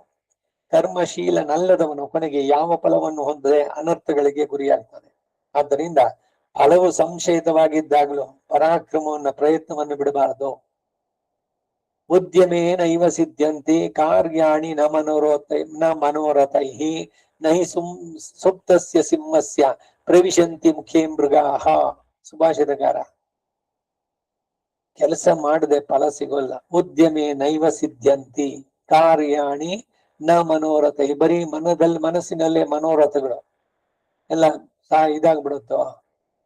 ನಹಿ ಸಿಂಹಸ್ಯ ಸುಪ್ತಸ್ಯ, ಹಸುವಾಗಿದೆ ಪಾಪ, 2 ದಿವಸ ಆಹಾರ ಸಿಕ್ಕಿಲ್ಲ ಅದಕ್ಕೆ, ಸಿಂಹ ಮಲಗಿದೆ. ಅದು ನಹಿ ಸುಪ್ತಸ್ಯ ಸಿಂಹಸ್ಯ, ತುಂಬಾ ಹಸುವಾಗಿ ಇಟ್ಟಿರ್ಬೇಕು ಪಾಪ ಸಿಂಹಕ್ಕೆ ಅಂತ ಹೇಳಿ ಯಾವ್ದೋ ಜಿಂಕೆ ತಾನಾಗೆ ಬಂದು ಅದ್ರ ಬಾಯಿಗೆ ಬೀಳೋಲ್ಲ. ಸಿಂಹ ಹೇಳ್ಬೇಕು, ಹೋಗಿ ಹಿಡಿಬೇಕು, ಅದನ್ನ ಹೊಡಿಬೇಕು, ತಿನ್ಬೇಕು. ಪ್ರಯತ್ನ ಮಾಡದೆ ಇಲ್ದೆ ಆಗೋದಿಲ್ಲ ಅಂತ. ಹಾಗೆ ದೇವರನ್ನ ನಂಬಿಟ್ಟು ಎಲ್ಲ ಮಾಡ್ಬಿಟ್ಟಿದೀನಿ, ಎಲ್ಲ ದೇವರ ಮೇಲೆ ಭಾರ ಹಾಕ್ಬಿಟ್ಟಿದೀನಿ. ಏನ್ ಭಾರ? ಒಂದು ಸೈಜ್ ಕಲ್ಲು, ಫೌಂಡೇಶನ್ ಸ್ಟೋನ್, ಅದ್ ತಂದ್ಬಿಟ್ಟು ದೇವರ ಮೇಲೆ ಭಾರ ಇಟ್ಟಿದ್ದೀನಿ ಅಂತ ಆ ಕಲ್ ತಂದ್ಬಿಟ್ಟು ಸಾಲಿಗ್ರಾಮದ ಮೇಲೆ ಇಟ್ಬಿಡಿ. ಇದ ದೇವರ ಮೇಲೆ ಭಾರ ಹಾಕೋದು ಅಂದ್ರೆ? ನಿಮ್ಮ ಪಾಲಿನ ಪ್ರಯತ್ನ ಏನಿದೆಯೋ, ಕಾಯ ವಾಚ ಮನಸ, ಅದು ನಡೆದಿದೆಯೋ? ಭಗವಂತನ ನಂಬಿ ಖಂಡಿತ ತೇನ ವಿನ ತೃಣಾಗ್ರಮಪಿ ನಾಚರತಿ. ಅವನ ಸಂಕಲ್ಪ ಇಲ್ದೆ ನಡೆಯೋಲ್ಲ ಯಾವುದುವೆ. ಆದ್ರೆ ಆ ಸಂಕಲ್ಪ ಪೂರೈಸಬೇಕಾದ್ರೆ ನಿಮ್ಮ ಪ್ರಯತ್ನವೂ ಇರಬೇಕಲ್ಲ ಅಲ್ಲಿ. ಹೀಗೆ ಕೆಲಸಗಳನ್ನ ಇವುಗಳನ್ನ ನಡೆಸ್ಬೇಕಾದ್ರೆ ಹಾಗೆ ಧರ್ಮ ಯಾವುದು, ಸಾಮಾನ್ಯ ಧರ್ಮ ಯಾವುದು, ಆಪತ್ ಧರ್ಮ ಯಾವುದು ಅನ್ನೋದರ ವಿವೇಕ ಚೆನ್ನಾಗಿರ್ಬೇಕು. ಅದನ್ನು ಸರಿಯಾಗಿ ವಿವೇಚಿಸಿ ತಿಳಿಯೋವನ ಬಾಳು ಚೆನ್ನಾಗತ್ತೆ.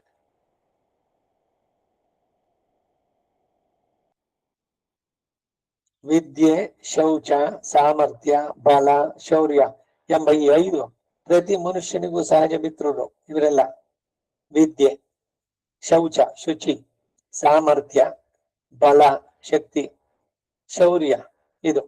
ಅವುಗಳ ಸಹಾಯದಿಂದಲೇ ವಿದ್ವಾಂಸರು ಲೋಕದಲ್ಲಿ ವರ್ತಿಸ್ತಾರೆ.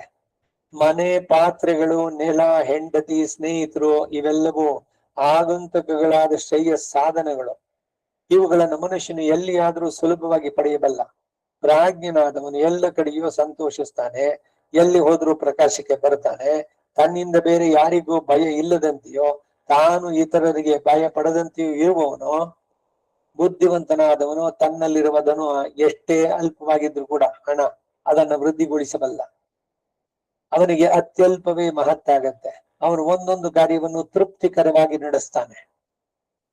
ಆತ್ಮ ನಿಗ್ರಹದಿಂದ ಅವನು ಒಳ್ಳೆ ಪ್ರತಿಷ್ಠೆಯನ್ನು ಹೊಂದುತ್ತಾನೆ. ಗೃಹಸ್ಥ ವೃತ್ತಿಯಲ್ಲಿಯೇ ಮೋಹಗೊಂಡು ಅಲ್ಪ ಬುದ್ಧಿಯುಳ್ಳ ಮನುಷ್ಯರ ದೇಹ ಮಾಂಸಗಳನ್ನ, ಏಡಿಯ ಗರ್ಭವನ್ನ ಅದರ ಗರ್ಭ ಶಿಶುಗಳೇ ಕೊಲ್ಲುವಂತೆ ಕುತ್ಸಿತರಾದ ಅವನ ಹೆಂಡಿರು ಮಕ್ಕಳೇ ತಿಂದು ಬಿಡ್ತಾರೆ. ನೋಡಿ ಉದಾಹರಣೆಗಳು ಎಷ್ಟು ಚೆನ್ನಾಗಿದೆ ಅಂತ. ಈ ಚೇಳು, ಏಡಿ ಇವುಗಳಲ್ಲಿ ಇದು ಉಂಟು. ಗರ್ಭಿಣಿಯಾದ ಚೇಳು ಅದು ಪ್ರಸವಿಸಿದಾಗ ಆ ಮೊರೆಗಳೇ ಅವನ ಆ ತಾಯಿಯ ಶರೀರವನ್ನ ತಿಂದು ಬಿಡುತ್ತವೆ. ಸೊ ಅದು ಎಂಡು. ಏಡಿನಲ್ಲಿ ಕೂಡ ಹೀಗೆ ಅಂತಾರೆ ಇಲ್ಲಿ. ಗರ್ಭದಲ್ಲಿ ಉಂಟಾದ ಶಿಶುಗಳೇ ಕೊಲ್ಲುವಂತೆ ಕುತ್ಸಿತರಾದಂತಹ ಅವನ ಹೆಂಡತಿ ಮಕ್ಕಳೇನೆ ತಿಂದು ಬಿಡುತ್ತಾರೆ. ಅರ್ಥಮನರ್ಥಂ ಭಾವಯ ನಿತ್ಯಂ ನಾಸ್ತಿ ತತಃ ಸುಗಲೇಶ ಸತ್ಯಂ. ಪುತ್ರಾದಪಿ ಜನ ಭಾರ್ಯ ಭೀತಿ. ಮಗ ಹೆಂಡತಿ ಆಗಿ ಎಲ್ಲರಿಂದಲೂ ಭಯವೇನೆ. ಯಾಕೆ? ಹೆಚ್ಚಿಗೆ ಹಣ ಇವನ ಹತ್ರ ಇದ್ರೆ ಅದನ್ನ ಅವನಿಂದ ಕಸ್ಕೋಬೇಕು. ಸರ್ವತ್ರ ಈಶಾ ವಿಹಿತಾರೀತಹಿ. ಇದು ಬರೀ ಭಾರತಕ್ಕೆ ಮಾತ್ರ ಸೇರಿದ್ದಲ್ಲ, ಇಡೀ ವಿಶ್ವದಲ್ಲೇ ಇದೇ ರೀತಿ. ಮನುಷ್ಯನ ಸ್ವಭಾವಗಳೇ ಹೀಗೆ. ಹಣ ತುಂಬಾ ಹೆಚ್ಚಿಗೆ ಮಾಡಿ ಇಟ್ಕೊಂಡಾಗ ಸ್ವಂತ ಹೆಂಡತಿ ಮಕ್ಕಳಿಂದ ಎಷ್ಟೊಂದು ವೃತ್ತಾಂತಗಳು. ಮಲ್ಕೊಂಡಿದ್ದಾಗ ಅವನ ತಲೆ ಮೇಲೆ ಒಂದು ಕಲ್ಲು ಹಾಕಿ ಜಜ್ಜಿ ಅವನ ಆಸ್ತಿಯನ್ನು ಲಪ್ಟಾಯಿಸಿದ್ದು. ಹೆಂಡತಿನೋ ಮಕ್ಕಳು ಮತ್ತೊಬ್ಬ. ಇಲ್ಲ ರಿವರ್ಸ್ ಆಫ್ ಇಟ್. ಹೆಂಡತಿ ತುಂಬಾ ಇಟ್ಕೊಂಡಿದ್ಲು, ಗಂಡನ್ನ ಯಾರನ್ನು ನಂಬಲ್ಲ ವಯಸ್ಸಾದ್ಮೇಲೆ. ಗಂಡ ಹೆಂಡತಿರಲ್ಲಿ ನಂಬಿಕೆನಲ್ಲಿಲ್ಲ. ಎಲ್ಲದನ್ನು ಬೀಗ ಇಟ್ಟು ಆ ಬೀಗದ ಯಾವಾಗ್ಲೂ ತೆಗೆದು ತಲೆ ದಿಂಬನಲ್ಲಿ ಇಟ್ಕೊಂಡು ಇನ್ನೇನ್ ಪ್ರಾಣ ಹೋಗ್ತಾ ಇದೆ ಅಂದಾಗ ಅವನಿಗೆ ಅವಾಗ ಹೇಳ್ಬೇಕು ಅಂತ ಇವನಿಗೆ ಹೇಳೋದಕ್ ಬಾಯಿನಲ್ಲಿ ಕಂಠ ಅವರೋಧನವಿದವು ಸ್ಮರಣಂ ಕುತಸ್ತೆ.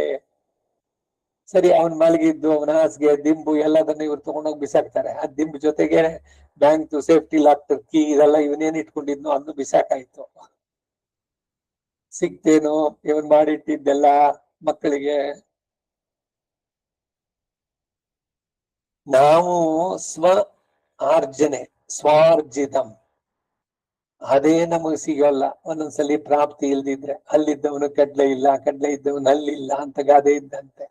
ಈ ಪಿತ್ರಾರ್ಜಿತವೋ ಇಲ್ಲ ಇನ್ಯಾರೋ ಮಾಡಿದ್ದೋ ಅವ್ರಿವ್ರು ಮಾಡಿದ್ದನ್ನ ಅನುಭವಿಸುವಂತ ಬಯಕೆ ಯಾಕೆ ಬೇಕು? ನನ್ನ ಹತ್ರ ಬೇಕಾದಷ್ಟಿದೆ. ಆದ್ರೂ ನನಗೆ ಪಿತ್ರಾರ್ಜಿತವಾದ್ರಲ್ಲಿ ನನಗ್ ಪಾಲ್ ಬರ್ಲಿಲ್ಲ. ಹೋಗೋದಕ್ಕೆ ಕೋರ್ಟು ಕಚೇರಿ ಸುತ್ತಿ ಇವರಿಬ್ರು ಸತ್ರು ಕೂಡ ಕೋರ್ಟ್ ಕೇಸ್ ಮುಗ್ದಿರೋಲ್ಲ. ಏನು ಹುಚ್ಚುತನ ಇದು ಅಂತ ಲಾಯರ್ಗಳು ಉದ್ಧಾರ ಆದ್ರು. ಪ್ರತಿ ಸರಿನು ಅಡ್ಜರ್ನ್ ಆಗಿ ಅವ್ರ ಫೀಸ್ ಅವ್ರಿಗೆ ಕೊಡ್ತಾ ಇರಿ. ಎಷ್ಟು ವರ್ಷ ಆಯ್ತು ಸಿವಿಲ್ ಸೂಟ್ಸು. ಇವನ್ ತಗೊಂಡೋದ್ನ ಕಡೆಗೆ ಅವನ್ ತಗೊಂಡೋದ್ನ ಇಬ್ರು ಕ್ಲೈಮ್ ಮಾಡಿದ್ರಲ್ಲಿ. ಮೂಲತಃ ಯಾರೋ ಮಾಡಿದ್ದು ಅದ್ ಬೇಕು ಅನ್ನೋ ಬಯಕೆ ಯಾಕೆ?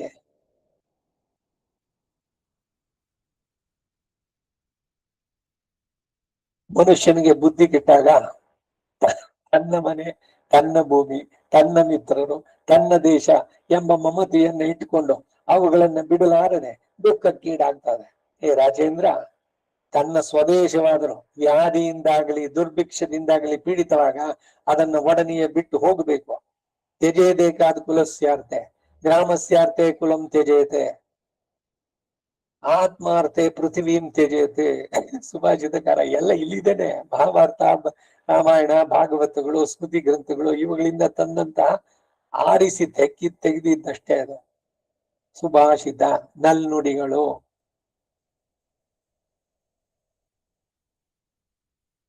ಒಂದು ಕುಟುಂಬದಲ್ಲಿ ನೆಮ್ಮದಿ ಹಾಳಾಗೋಕೆ ಒಬ್ಬ ಕಾರಣ ಆಗಿದ್ದಾನೆ ಅಂದ್ರೆ ಹುಡುಗನೋ ಹುಡುಗಿನೋ, kick them out of the family. ಕಾಲಿನಲ್ಲಿ ಬೆರಳಿನಲ್ಲಿ ಏನೋ ಗ್ಯಾಂಗ್ರೀನ್ ಆಗಿ ಹೋಗಿದೆ, ಕೊಳ್ತೋಗಿದೆ. ಡಾಕ್ಟರ್ ಹೇಳ್ತಾರೆ ಆಪರೇಷನ್ ಮಾಡ್ಬೇಕು, ಇಲ್ದಿರ ಕಾಲೇ ಹೋಗುತ್ತೆ ಅಂತ. ಅಯ್ಯೋ ಬೆರಳು ಅದು ಕೊಳ್ತಿದ್ರು ಪರವಾಗಿಲ್ಲ, ಅದನ್ನೇನು ಮಾಡ್ಬೇಡಿ ಅಂದ್ರೆ ಸರಿ ಅದು ಮುದಕ್ ಮಾಡತ್ತೆ. ಈ ಧೃತರಾಷ್ಟ್ರನಿಗೆ ಈ ಸಜೆಷನ್ ಎಲ್ರು ಹೇಳಿದ್ರು ಮೊದ್ಲು, ಈ ದುರ್ಯೋಧನ ಒಬ್ಬ ತೆಗೆದು ಬಿಡು, ನೀನ್ ಉದ್ಧಾರ ಆಗ್ತೀಯ, ನಿನ್ನ ವಂಶ ಉಳಿಯುತ್ತೆ, ಇಲ್ದಿದ್ರೆ ಅವನಿಂದ ಎಲ್ಲವೂ ನಾಶವಾಗತ್ತೆ ಅಂತ. ತ್ಯಜೇದೇಕಾದ ಕುಲಸ್ಯಾರ್ತೆ ಗ್ರಾಮಸ್ಯಾರ್ತೆ ಕುಲಂ ತ್ಯಜೇತೆ. ಒಂದು ಊರಿನ ನೆಮ್ಮದಿ ಹಾಳು ಮಾಡ್ತಾ ಇದ್ದಾರೆ ಒಂದು ಕುಟುಂಬದಿಂದ. ಬರೀ ಜಗಳ ಅದು ಇದು ಅವ್ರು ಇವ್ಗಿರು ತಂದು ಹಾಕೋದು, ಅದರಲ್ಲೇ ಏನೋ ಅವ್ರಿಗೆ ಖುಷಿ, ಅಥವಾ ಅವ್ರ ಬೇಳೆ ಬೇಯಿಸ್ಕೊಳ್ಳೋದು. ಅಂತವರನ್ನ ಊರಿನಿಂದ ಒದ್ದು ಕಳಿಸಿ ಅಂತಾರೆ.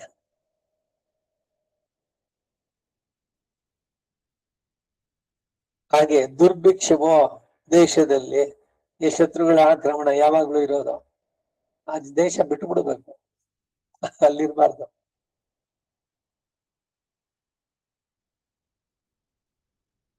ಹಿಂದ ದೇಶದಲ್ಲಿರುವವರೆಗೂ ಎಲ್ಲರಿಂದ ತಾನು ಪೂಜಿತನಾಗಿ ಗೌರವದಿಂದ ಇರಬೇಕು. ಆ ಗೌರವ ತಪ್ಪಿದೊಡನೆ ಆ ದೇಶವನ್ನು ಬಿಟ್ಟು ಬೇರೆ ದೇಶಕ್ಕೆ ಹೋಗಬೇಕಾದದ್ದೇ ಯುಕ್ತ. ಆದ್ದರಿಂದ ಹೇ ಮಹಾರಾಜ ಧರ್ಮದತ್ತ, ನಾನು ಇನ್ನು ಮುಂದಕ್ಕೆ ನಿನ್ನಲ್ಲಿ ಇರಲಾರೆ, ಬೇರೆ ಎಲ್ಲಿಗಾದ್ರೂ ಹೋಗ್ತೇನೆ. ಯಾಕೆಂದ್ರೆ ನಿನ್ನ ಮಗನ ವಿಷಯದಲ್ಲಿ ನಾನು ದೊಡ್ಡ ಅಪರಾಧವನ್ನು ಮಾಡಿದ್ದೇನೆ. ಮನುಷ್ಯನು ಕೆಟ್ಟ ಬಾರಿಯನ್ನ, ಕೆಟ್ಟ ಮಗನನ್ನ, ಕೆಟ್ಟ ರಾಜನನ್ನ, ಕೆಟ್ಟ ಮಿತ್ರರನ್ನ, ಕೆಟ್ಟ ಸಂಬಂಧವನ್ನ, ಕೆಟ್ಟ ದೇಶವನ್ನ ಬಿಟ್ಟು ದೂರದಲ್ಲೇ ಇರಬೇಕು. ಕೆಟ್ಟ ಮಿತ್ರನಲ್ಲಿ ವಿಶ್ವಾಸ ಇಡಬಾರದು, ಕೆಟ್ಟ ಬಾರಿಯಲ್ಲಿ ರತಿ ಇರೋದು, ಕೆಟ್ಟ ರಾಜ್ಯದಲ್ಲಿ ನೆಮ್ಮದಿ ಇರೋದು, ಕೆಟ್ಟ ದೇಶದಲ್ಲಿ ಜೀವನ ಇರೋದು, ಕೆಟ್ಟ ಮಗನಲ್ಲಿ ಸೌಹಾರ್ದ ಇರೋದಿಲ್ಲ, ಕೆಟ್ಟ ನೆಂಟರಲ್ಲಿ ಮರ್ಯಾದೆ ಇರೋದಿಲ್ಲ, ಕೆಟ್ಟ ಸಂಬಂಧದಿಂದ ಧನವೂ ನಷ್ಟವಾಗಿ ಅವಮಾನವೂ ಸಂಭವಿಸುತ್ತೆ, ಪ್ರಿಯ ವಾಕ್ಯವನ್ನು ನುಡಿಯುವಳೆ ಹೆಂಡತಿ, ಮನಸ್ಸಿಗೆ ಹಿತನಾಗುವವನೇ ಮಗ. ಎಲ್ಲಿ ನಂಬಿಕೆ ಉಂಟೋ ಅವನೇ ಮಿತ್ರ, ಎಲ್ಲಿ ಜೀವನಕ್ಕೆ ಸೌಕರ್ಯ ಉಂಟೋ ಅದೇ ದೇಶ. ಯಾವನ ರಾಜ್ಯದಲ್ಲಿ ನಿರ್ಬಂಧ ಇಲ್ವೋ, ಯಾವನು ಬಡವರನ್ನು ಪೋಷಿಸ್ತಾನೋ, ಯಾವನ ರಾಜ್ಯದಲ್ಲಿ ಬಯಕೆ ಕಾರಣ ಇಲ್ವೋ, ಅವನೇ ದೃಢವಾದ ಬುದ್ಧಿಶಕ್ತಿಯುಳ್ಳಂತಹ ರಾಜ ಅನ್ನೋ. ದೇಶದಲ್ಲಿ ರಾಜನೊಬ್ಬನಾದ್ರೂ ಗುಣವಂತನಾಗಿ ಧರ್ಮ ಪ್ರವರ್ತಕನಾಗಿದ್ರೆ ಆಗ ಅಲ್ಲಿನ ಜನರಿಗೆ ಹೆಂಡಿರು, ಮಕ್ಕಳು, ಬಂಧುಗಳು, ಮಿತ್ರರು, ದೇಶ ಎಂಬ ಎಲ್ಲವೂ ಕೂಡ ಸುಖಕರವಾಗುತ್ತೆ. ಧರ್ಮವನ್ನು ತಿಳಿಯದ ರಾಜನ ದೇಶದಲ್ಲಿ ಪ್ರಜೆಗಳಿಗೆ ನೆಮ್ಮದಿ ಇಲ್ಲದೆ ನಾಶ ಹೊಂದುತ್ತಾರೆ. ಎಚ್ಚರ ತಪ್ಪದೆ ರಾಜ್ಯವನ್ನು ಪರಿಪಾಲಿಸುವ ರಾಜನೇ ಪ್ರಜೆಗಳ ಧರ್ಮ, ಅರ್ಥ, ಕಾಮಗಳೆಂಬ ತ್ರಿವರ್ಗಕ್ಕೂ ಮೂಲ ಎನ್ನಿಸ್ತಾನೆ. ರಾಜನು ಪ್ರಜೆಗಳ ಆದಾಯದಲ್ಲಿ 6ನೇ 1 ಪಾಲವನ್ನ ತೆರಿಗೆಯಾಗಿ ತೆಗೆದುಕೊಂಡು ಅದನ್ನ ರಕ್ಷಣೆ ಕಾರ್ಯಕ್ಕಾಗಿ ಉಪಯೋಗಿಸ್ಬೇಕು. ಅವನ ಸ್ವಂತಕ್ಕಲ್ಲ, ಅದು ಟ್ಯಾಕ್ಸ್ ಕಂದಾಯ ಕಟ್ತೀವಲ್ಲ, ಅದು it is for the development of the society. ಅವರಿಗೆ ಬೇಕಾದ ರಸ್ತೆಗಳನ್ನು ಮಾಡೋದು, ನೀರಿನ ವ್ಯವಸ್ಥೆಗಳು, ಇನ್ನೆಲ್ಲೆಲ್ಲಿ ಏನೇನಾಗ್ಬೇಕು ಪ್ರಜೆಗಳ ಹಿತಕ್ಕೆ ಅದನ್ನ ಉಪಯೋಗಿಸಬೇಕಾದದ್ದು. ನಾವು ಕಟ್ಟುವಂತ ಟ್ಯಾಕ್ಸ್ ತೆರಿಗೆ ನಮ್ಮ ಸಂಪಾದನೆಯ 6ನೇ 1 ಭಾಗ. ಸಂಪಾದನೆ ಭಾಗದನ್ನ 6 ಭಾಗ ಮಾಡಿದ್ರೆ ಅಲ್ಲಿ 1 ಭಾಗ ಟ್ಯಾಕ್ಸ್ ಕೊಡಬೇಕು.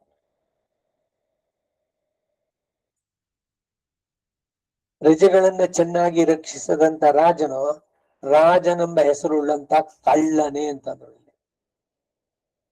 ಯಾವ ರಾಜನು ಮೊದಲು ಅಭಯವನ್ನು ಕೊಟ್ಟು ಆಮೇಲೆ ಹಣದಾಸೆಯಿಂದ ಆ ಮಾತಿಗೆ ತಪ್ಪಾನೋ ಅಂತಹ ಅಧಾರ್ಮಿಕನು ಪ್ರಜೆಗಳ ಪಾಪಕ್ಕೆಲ್ಲ ತಾನು ಪಾತ್ರನಾಗಿ ನರಕದಲ್ಲಿ ಬೀಳ್ತಾನೆ.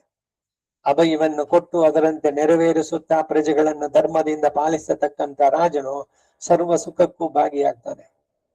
ತಂದೆ, ತಾಯಿ, ಗುರು, ರಕ್ಷಕ, ಅಗ್ನಿ, ಕುಬೇರ, ಯಮ ಎಂಬ 7 ಮಂದಿಯೋ ಆ 7 ಮಂದಿಯ ಗುಣಗಳು ರಾಜನಲ್ಲಿ ಇರಬೇಕು ಎಂಬುದು ಮನುವಾಕ್ಯ, ಮನುಸ್ಮೃತಿಯ ಮಾತಿದು. ಪ್ರಜೆಗಳಲ್ಲಿ ಕನಿಕರದಿಂದ ರಾಜನು ಅವರಿಗೆ ತಂದೆ ಎನಿಸ್ತಾನೆ. ಅಂತವನಲ್ಲಿ ಕಪಟದಿಂದ ವರ್ತಿಸುವ ಮನುಷ್ಯನು ಮುಂದಿನ ಜನ್ಮದಲ್ಲಿ ತಿರ್ಯಕ್ಕಾಗಿ ಹುಟ್ಟುತ್ತಾನೆ, ಕ್ರಿಮಿ ಕೀಟಗಳಾಗಿ ಹುಟ್ಟುತ್ತಾನೆ. ನಂಬಿಕೆ ದ್ರೋಹ ಮಾಡಿದವನು. ಪ್ರಜೆಗಳಿಗೆ ಕ್ಷೇಮವನ್ನು ಕೋರುತ್ತಾ ಬಡವರನ್ನು ಪೋಷಿಸುವುದರಿಂದ ರಾಜನು ಪ್ರಜೆಗಳಿಗೆ ತಾಯಿ ಎನ್ನಿಸ್ತಾನೆ. ಹೀಗೆ ರಾಜನು ದುಷ್ಟರನ್ನು ದಹಿಸುವುದರಿಂದ ಅಗ್ನಿಯು, ಶತ್ರುಗಳನ್ನ ಕೊಲ್ಲುವುದರಿಂದ ಯಮನು, ಧರ್ಮೋಪದೇಶದಿಂದ ಗುರುವು, ಸಾಧುಗಳ ಇಷ್ಟಾರ್ಥಗಳನ್ನು ಕೈಗೂಡಿಸುವುದರಿಂದ ಕುಬೇರನು, ಧರ್ಮ ಪರಿಪಾಲನೆಯಿಂದ ರಕ್ಷಕನು ಆಗ್ತಾನೆ. ತನ್ನ ಗುಣಗಳಿಂದ ಜನರನ್ನ ರಂಜಿಸುವವನೇ ರಾಜ ಎಂಬ ಹೆಸರಿಗೆ ಅರ್ಹ. ಅಂತಹ ಗುಣವುಳ್ಳ ರಾಜನಿಗೆ ರಾಜ್ಯವು ಎಂದಿಗೂ ಕೈತಪ್ಪಿ ಹೋಗುವುದಿಲ್ಲ.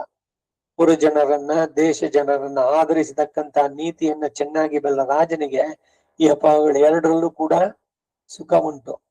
ಯಾವ ರಾಜ್ಯವನ್ನು ಪ್ರಜೆಗಳು ಹೆಚ್ಚು ತೆರಿಗೆಗಳಿಂದ ಪೀಡಿತರಾಗಿ ಸದಾ ಭಯದಿಂದಲೂ ಕಷ್ಟದಿಂದಲೂ ಕೊರಗುತ್ತಾರೋ ಆ ರಾಜನು ಜನಗಳಿಂದ ತಿರಸ್ಕೃತನಾಗ್ತಾನೆ. ಯಾವನ ಪ್ರಜೆಗಳು ಕೊಳದಲ್ಲಿರುವ ತಾವರೆಯಂತೆ ಸುಖದಿಂದ ವೃದ್ಧಿ ಹೊಂದುತ್ತಾರೋ ಆ ರಾಜನು ಸ್ವರ್ಗದಲ್ಲಿ ಬೆಳಗ್ತಾನೆ. ಹೇ ಮಹಾರಾಜ, ಬಲಾಢ್ಯರೊಡನೆ ಎಂದಿಗೂ ಯುದ್ಧಕ್ಕೆ ಹೋಗಬಾರದು. ಹಾಗೆ ಮೀರಿ ಹೋಗುವವನಿಗೆ ರಾಜ್ಯ ಎಲ್ಲಿದು, ಸುಖ ಎಲ್ಲಿದು ಅಂತು. ಹೇ ಧರ್ಮರಾಜ, ಪೂಜನೆ ಎಂಬ ಈ ಗುಬಚ್ಚಿ ಹಕ್ಕಿಯು ಬ್ರಹ್ಮದತ್ತನಿಗೆ ಇಷ್ಟನ್ನು ಹೇಳಿ ಅವನನ್ನು ಸಮ್ಮತಿಗೊಳಿಸಿ ಅಲ್ಲಿಂದ ಬಿಟ್ಟು ಹೊರಟೋಯ್ತು. ಬ್ರಹ್ಮದತ್ತನಿಗೂ ಪೂಜನೆಗೂ ನಡೆದ ಈ ಸಂವಾದವನ್ನು ಕೇಳಿದೆಯಷ್ಟೇ. ಇನ್ನೇನಾದ್ರೂ ಸಂದೇಹ ಇದ್ರೆ ಕೇಳು, ಹೇಳ್ತೇನೆ ಎಂದ. ಇಲ್ಲಿಗೆ 139ನೇ ಅಧ್ಯಾಯ ಸಂಪನ್ನವಾಯಿತು. ಅಷ್ಟಮೈಷಿ ಸಮೇತ ಶ್ರೀಕೃಷ್ಣಾಯ ಪರಬ್ರಹ್ಮಣೇ ನಮಃ. 140ನೇ ಅಧ್ಯಾಯ. ಶತ್ರುಂತಪನಿಗೆ ಭರದ್ವಾಜನು ತಿಳಿಸಿದ ಕೆಲವು ಆಪದ್ಧರ್ಮಗಳನ್ನ ಭೀಷ್ಮ ಧರ್ಮರಾಜನಿಗೆ ತಿಳಿಸಿದ್ದು. ಆಪದ್ಧರ್ಮ ಮುಂದುವರೆದಿದೆ, ಅದೇನು ಅನ್ನೋದನ್ನ ನಾಳೆ ದಿವಸ ನೋಡೋಣ. ವಸುದೇವ ಸುತಂ ದೇವಂ ಕಂಸಚಾಣೂರಮರ್ದನಂ ದೇವಕೀ ಪರಮಾನಂದಂ ಕೃಷ್ಣಂ ವಂದೇ ಜಗದ್ಗುರು. ಅತಸಿ ಪುಷ್ಪ ಸಂಕಾಶಂ ಹಾರನೂಪುರ ಶೋಭಿತಂ ರತ್ನ ಕಂಗಣ ಕೇಯೂರಂ ಕೃಷ್ಣಂ ವಂದೇ ಜಗದ್ಗುರುಂ. ಕುಟಿಲಾಳಕ ಸಂಯುಕ್ತಂ ಪೂರ್ಣ ಚಂದ್ರ ನಿಭಾನನಂ ವಿಲಸತ್ಕುಂಡಲಧರಂ ದೇವಂ ಕೃಷ್ಣಂ ವಂದೇ ಜಗದ್ಗುರುಂ. ಮಂದಾರಗಂಧ ಸಂಯುಕ್ತಂ ಚಾರುಹಾಸಂ ಚತುರ್ಭುಜಂ ಬರ್ಹಿ ಪಿಂಚಾವಚೂಡಾಂಗಂ ಕೃಷ್ಣಂ ವಂದೇ ಜಗದ್ಗುರುಂ. ರುಕ್ಮಿಣೀ ಕೇಳಿ ಸಂಯುಕ್ತಂ ಪೀತಾಂಬರ ಸುಶೋಭಿತಂ ಅವಾಪ್ತ ತುಳಸಿ ಗಂಧಂ ಕೃಷ್ಣಂ ವಂದೇ ಜಗದ್ಗುರುಂ. ಗೋಪಿಗಾನಾಂಕುಜದ್ಬಂಧುಂ ಕುಂಕುಮಾಂಕಿತ ವಕ್ಷಸಂ ಶ್ರೀನಿಕೇತಂ ಮಹೇಶ್ವಾಸಂ ಕೃಷ್ಣಂ ವಂದೇ ಜಗದ್ಗುರುಂ. ಶ್ರೀವತ್ಸಾಂಗಂ ಮಹೋರಸ್ಕಂ ವನಮಾಲಾ ವಿರಾಜಿತಂ ಶಂಖಚಕ್ರಧರಂ ದೇವಂ ಕೃಷ್ಣಂ ವಂದೇ ಜಗದ್ಗುರುಂ. ಕೃಷ್ಣಾಷ್ಟಕಮಿದಂ ಪುಣ್ಯಂ ಪ್ರಾತರುತ್ಥಾಯ ಪಠೇತ್ ಕೋಟಿಜನ್ಮಗತಂ ಪಾಪಂ ಸ್ಮರಣೇನ ವಿನಶ್ಯತಿ. कवितार्किक सिंहाय कल्याण गुणशालिने श्रीमते वेंकटेशाय वेदांत गुरवे नमः। वादिद्विपशिरो भंगपंचान्न पराक्रमः श्रीमान् वेंकटनाथार्यश्चिरं विजयतां भुवि। श्रीमते निगमान्त महादेशिकाय नमः। सर्वं श्री वासुदेवार्पणमस्तु।